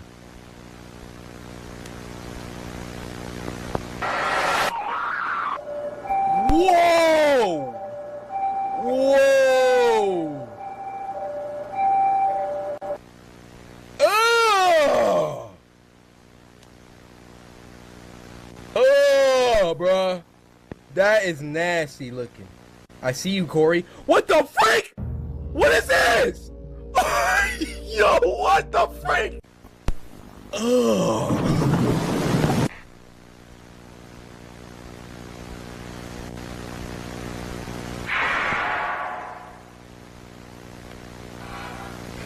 Bruh, chill!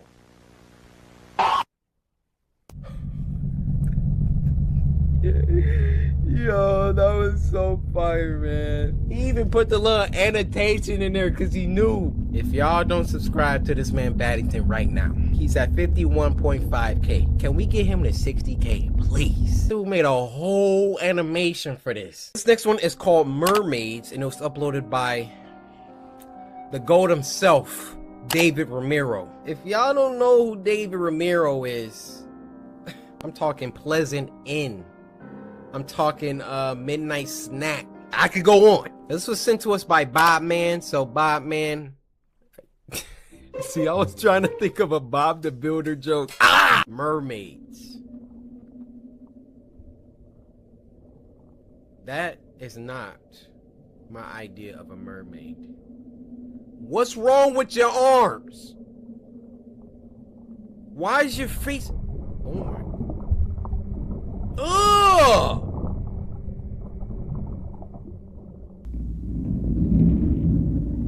Oh my. Guys, whatever you thought mermaids looked like was wrong. Grudge sound effects? No. Oh! That was just a loud noise, that's all. What is that? What is that?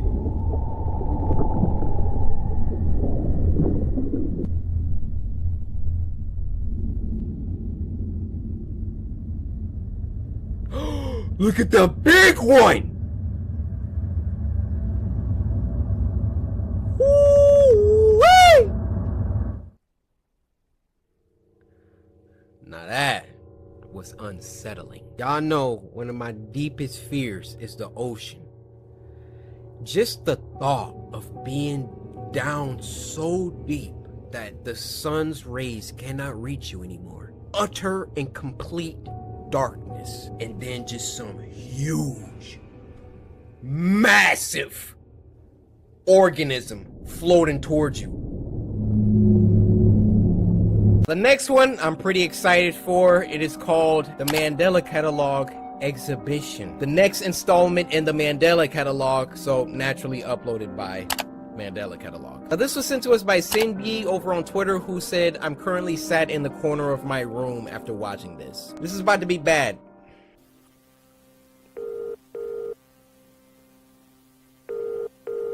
Who's ringing me? Pick up!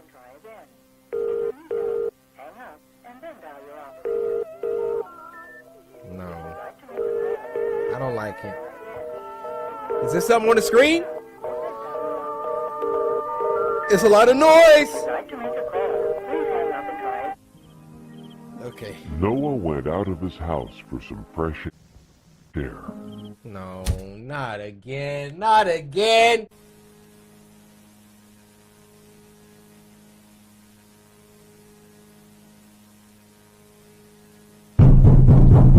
My goodness!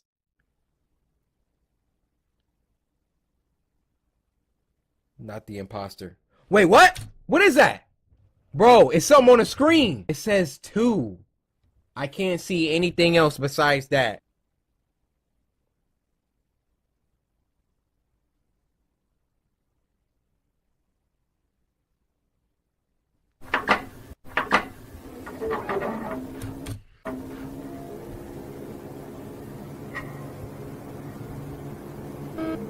Mandela Catalog Crime Investigations 92.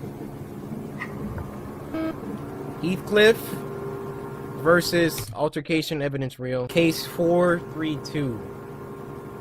Evidence Reel. Okay, so there's an altercation. Agency, Mandela Company, Police, Collector, Lieutenant Thatcher Davis, Item 17, Time 321. Location, Mark, y'all remember Mark from before? Personal camcorder. I think Mark is offed himself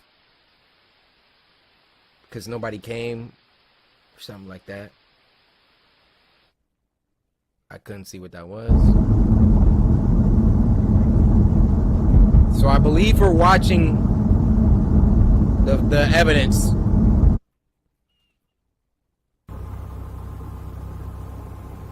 What? What is that?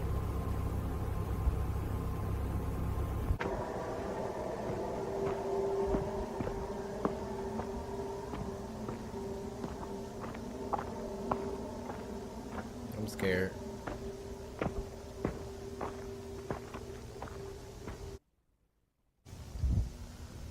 Wait, what? He went to a church? It's the same church that was in the picture.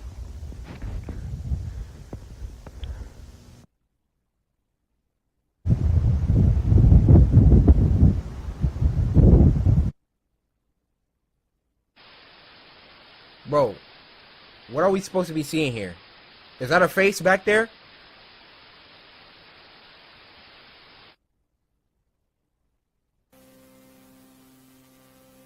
August 30th.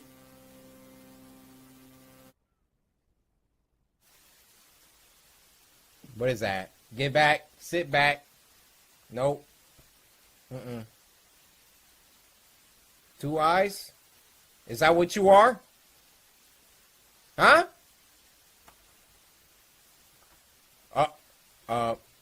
Wait. One disappeared.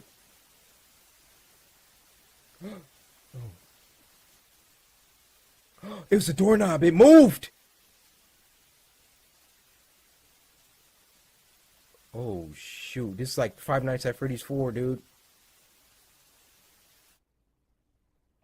Okay. I'm not making sense of this, guys. I'm sorry. I don't know what's happening. We're at a church. We're in a bedroom. We're going down some stairs. All of this is supposed to be an evidence tape.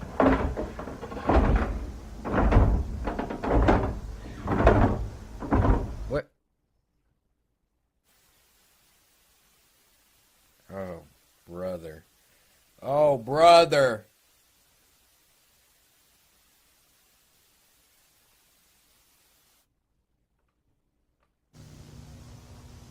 Back at the church. Got some weird camera angle here. Goodness.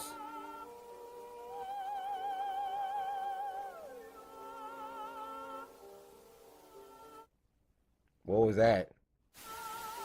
What is that? What is that? Somebody's got their head poking out the top. Roger that, roger that. Remarks.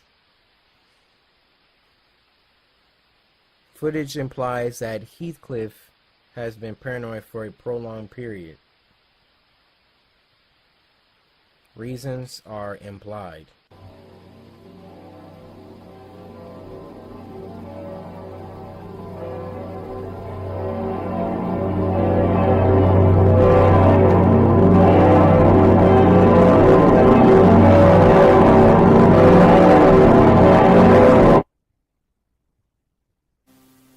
Oh my goodness! Why do you try to escape logging here?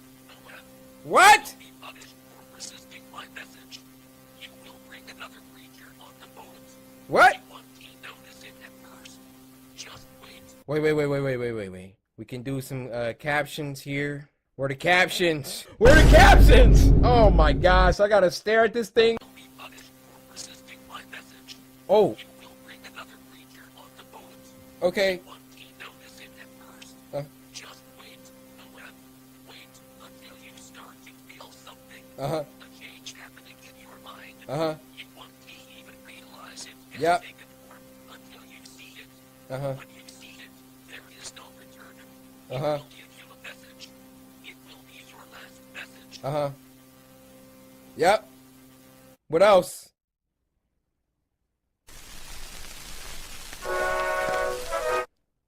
What? What? Bro, end this cursed video, dude.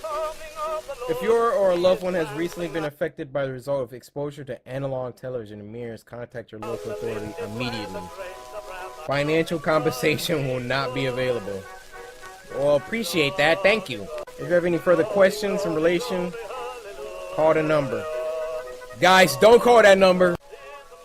The Mandela Catalog, Preservation of Security. Season 1 finale, exhibition.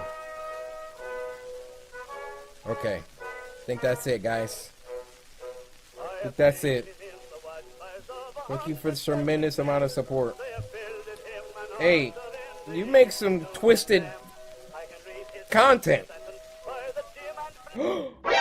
Oh! Yo! Coryxkenshin is official. Mandela Catalog lore, baby. Hey, shout out to you, Alex. Just gotta make sure ain't nothing is at the end of this. Okay, that was it. Okay, guys. Some people explained to me in the last Mandela Catalog that we watched. Basically, the first episode talked about alternates, right? There can be a doppelganger or a clone of you, but it's like has malevolent intentions.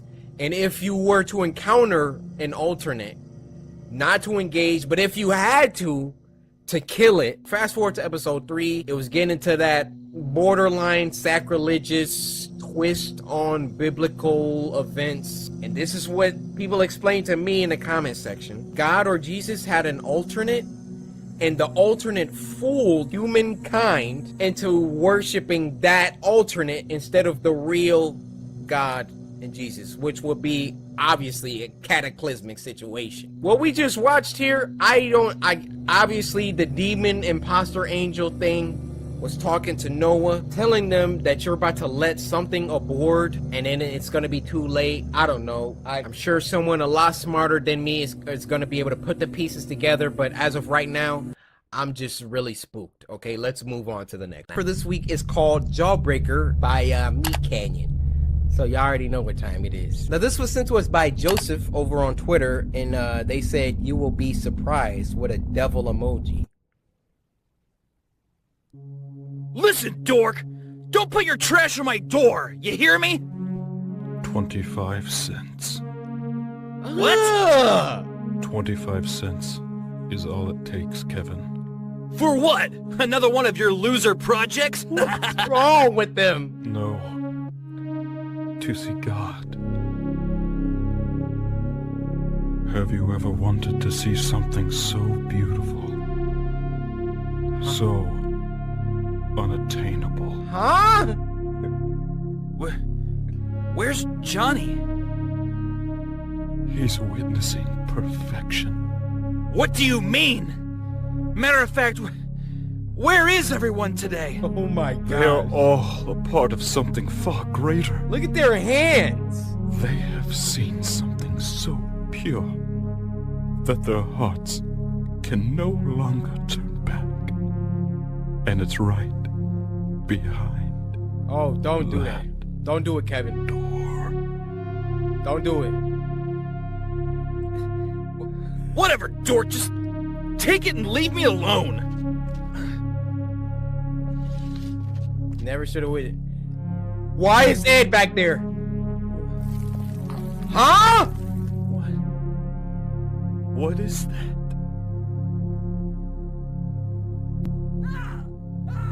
Get off me! Get off me!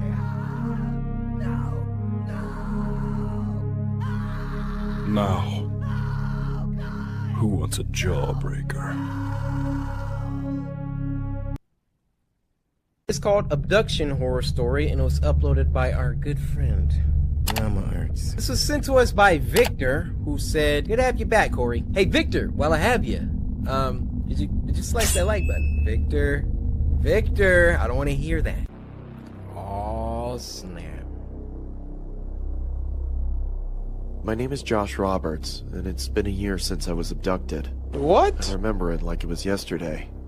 I was walking home from school. It was about 6 p.m. and there was a full moon and a chill in the air. I stepped off the bus, and for the first time, someone else got off with me. I'd never seen this new kid at school before. I could hear footsteps behind me. I took a quick glance and saw the kid walking at a brisk pace. Let me help y'all out, alright? Because I done been in this situation before. You walking somewhere and somebody is a little too close behind you. So here's what you do. I'm giving y'all life tips. This is exactly what you do. Walking, right? You take your phone out. You act like it went off. So you walking. You notice somebody behind you, right? You're like, hey, man, he kind of close. Act like your phone going off. Hey, hello? And then when you pick up, you just... Yeah, hello? Yeah, I got a bad signal. Dude, I'm right at the corner. Oh, I see you. I'm just giving y'all tips. Otherwise, you could just turn around and put your paws up. That's not a bad option either. Turn around. Hey, what you want? Huh? And then if they really didn't want anything, then the worst thing that happened is you just yelled at a stranger. But if they there for something else, you better be stronger than me, boy. And you're not. You ain't about to kidnap me, my same height and weight. Man, Shaq couldn't kidnap me. I'm biting your ear. I thought he was following me, so I took a left, which wasn't my usual route. I looked around again and saw him take the same left. See? My heart started pumping. And Turn my around legs and check started 'em. shaking at the sound of the footsteps as they got louder and faster. For real? I then panicked and started running. No, don't. I remembered a shortcut in the nearby forest to my neighborhood. Check him. So I ran as fast as my legs could carry me. Hey kid, wait up! No! A heavy voice from behind No! me. I tried Leave my me hardest alone! not to stumble on the logs and boulders in my path. I could hear the sound of sticks and leaves being broken by some fast, heavy footsteps. My legs started throbbing as the adrenaline wore off, so I took a detour towards a playground. I stopped to catch my breath, looking around for somewhere to hide, then went silent. I was doubtful that I lost him. I took my phone out to call the police when I spotted a local news article. Caution, there is a suspicious man on the loose. Oh He escaped my the local prison goodness. and assaulted an officer. Beware, he may look like a teen, but he is in his 20s. If you see him, call 911 immediately and lock your door. My mind started rushing with thoughts. I started to panic. All of a sudden, someone started choking me at with this. their arm. I tried to fight back, but they were so strong, I didn't stand a chance. My feelings of hope began to diminish as I slowly blacked out. Wouldn't have called me like that. I awoke to find myself in a dark, damp room that looked like a basement. The floor was hard and cold. There were no windows, but there was a staircase and a bathroom. I tried to move, but I was tied up with a thick rope. Yeah, I got him. How much was the deal? 200? Listen, you gotta do a little better than that. Okay, fine. You'd better bring the right amount, or you'll be tied up like that kid. What? Are they selling me? Oh yeah. The guy sounded mad and anxious Tried to bust with it wide whomever he open was for talking somebody. to. Right after he hung up, he opened the door and walked down the stairs with an evil smile. Let go of me! I exclaimed as he taunted me. My arms started to fall asleep due to the tightness of the rope. He came closer to me and I spat in his face. He looked. Savage mode. One thing I was about to say, if somebody kidnap you and they don't have a mask on, you're probably gonna die. They ain't about to let you walk up out of there with their identity. Your best option is some sort of sneak attack. At me in sheer rage. Oh! Then the doorbell rang, followed by pounding on the door. The guy grabbed some tape and shut me up before I could scream for help. He Lick it. slowly backed off, Get that off signaling me to keep quiet, and ran towards the front door. Man, I'm licking I it. looked around, trying to see what I could use to untie these ropes. I spotted a rusty, sharp edge sticking out of the wall. Be careful. This was my one hope. I successfully tetanus. got up and tried with all my might to reach it. As I was trying to cut the rope from my hands, I could hear the commotion upstairs getting heated. I managed to free myself from the ropes when I heard the front door slam. Let's go. The silence was terrifying. I was frozen in fear. Footsteps started coming towards the door. I choked and shuffled back to my original position, arms behind my back, wrists tightly locked together. Sneak attack. Now where were we? Said the man. He Sneak walked attack. towards me, grabbed my ankles, and started dragging me when the phone rang. He dropped me instantly and charged upstairs. I wasn't going to lose this opportunity. I untied my feet, grabbed the closest thing to me, and hid behind some boxes. Now where did you go? He said as he stampeded down the stairs. I heard him getting closer to where I was hiding. I bolted up from behind the boxes and saw him checking the bathroom. As he walked out, I struck him over the head with a pole. He stumbled and fell to the floor. I'm hitting him again. Red pooled around his head. I ran upstairs and out the front door. I stumbled my way to the closest house, screaming. A woman thankfully opened the door. She was shocked and fearful when she saw me. The police were called and I was rushed into the hospital. They're still looking for that man, even to this day.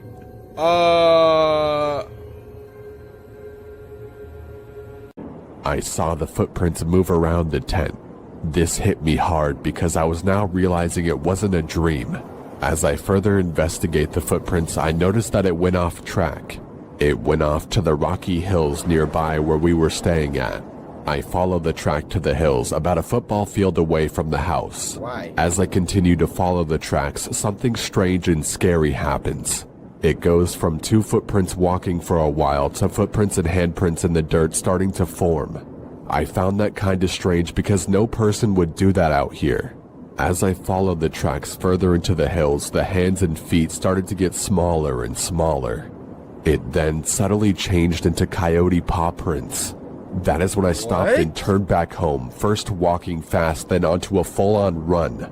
When I got back, I sat down on the back porch for a while and thought about telling my family, but I didn't think that they would believe me. In the end, I didn't tell anyone, even the cousin I woke up in the middle of the night. He's like, we don't talk about what happened. Well, that's my story. I urge you guys to not go into the Navajo reservation to go looking for them. You will bite off more than you can chew. We, my people, take these beings very seriously and do our best to not talk about them. Even though I broke this code, I just thought to warn you guys about them. Whoever is listening are the first people to hear this story. I had a few more stories to tell, but this is by far the scariest one I had.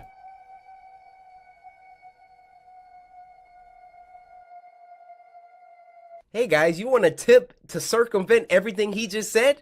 Don't go camping!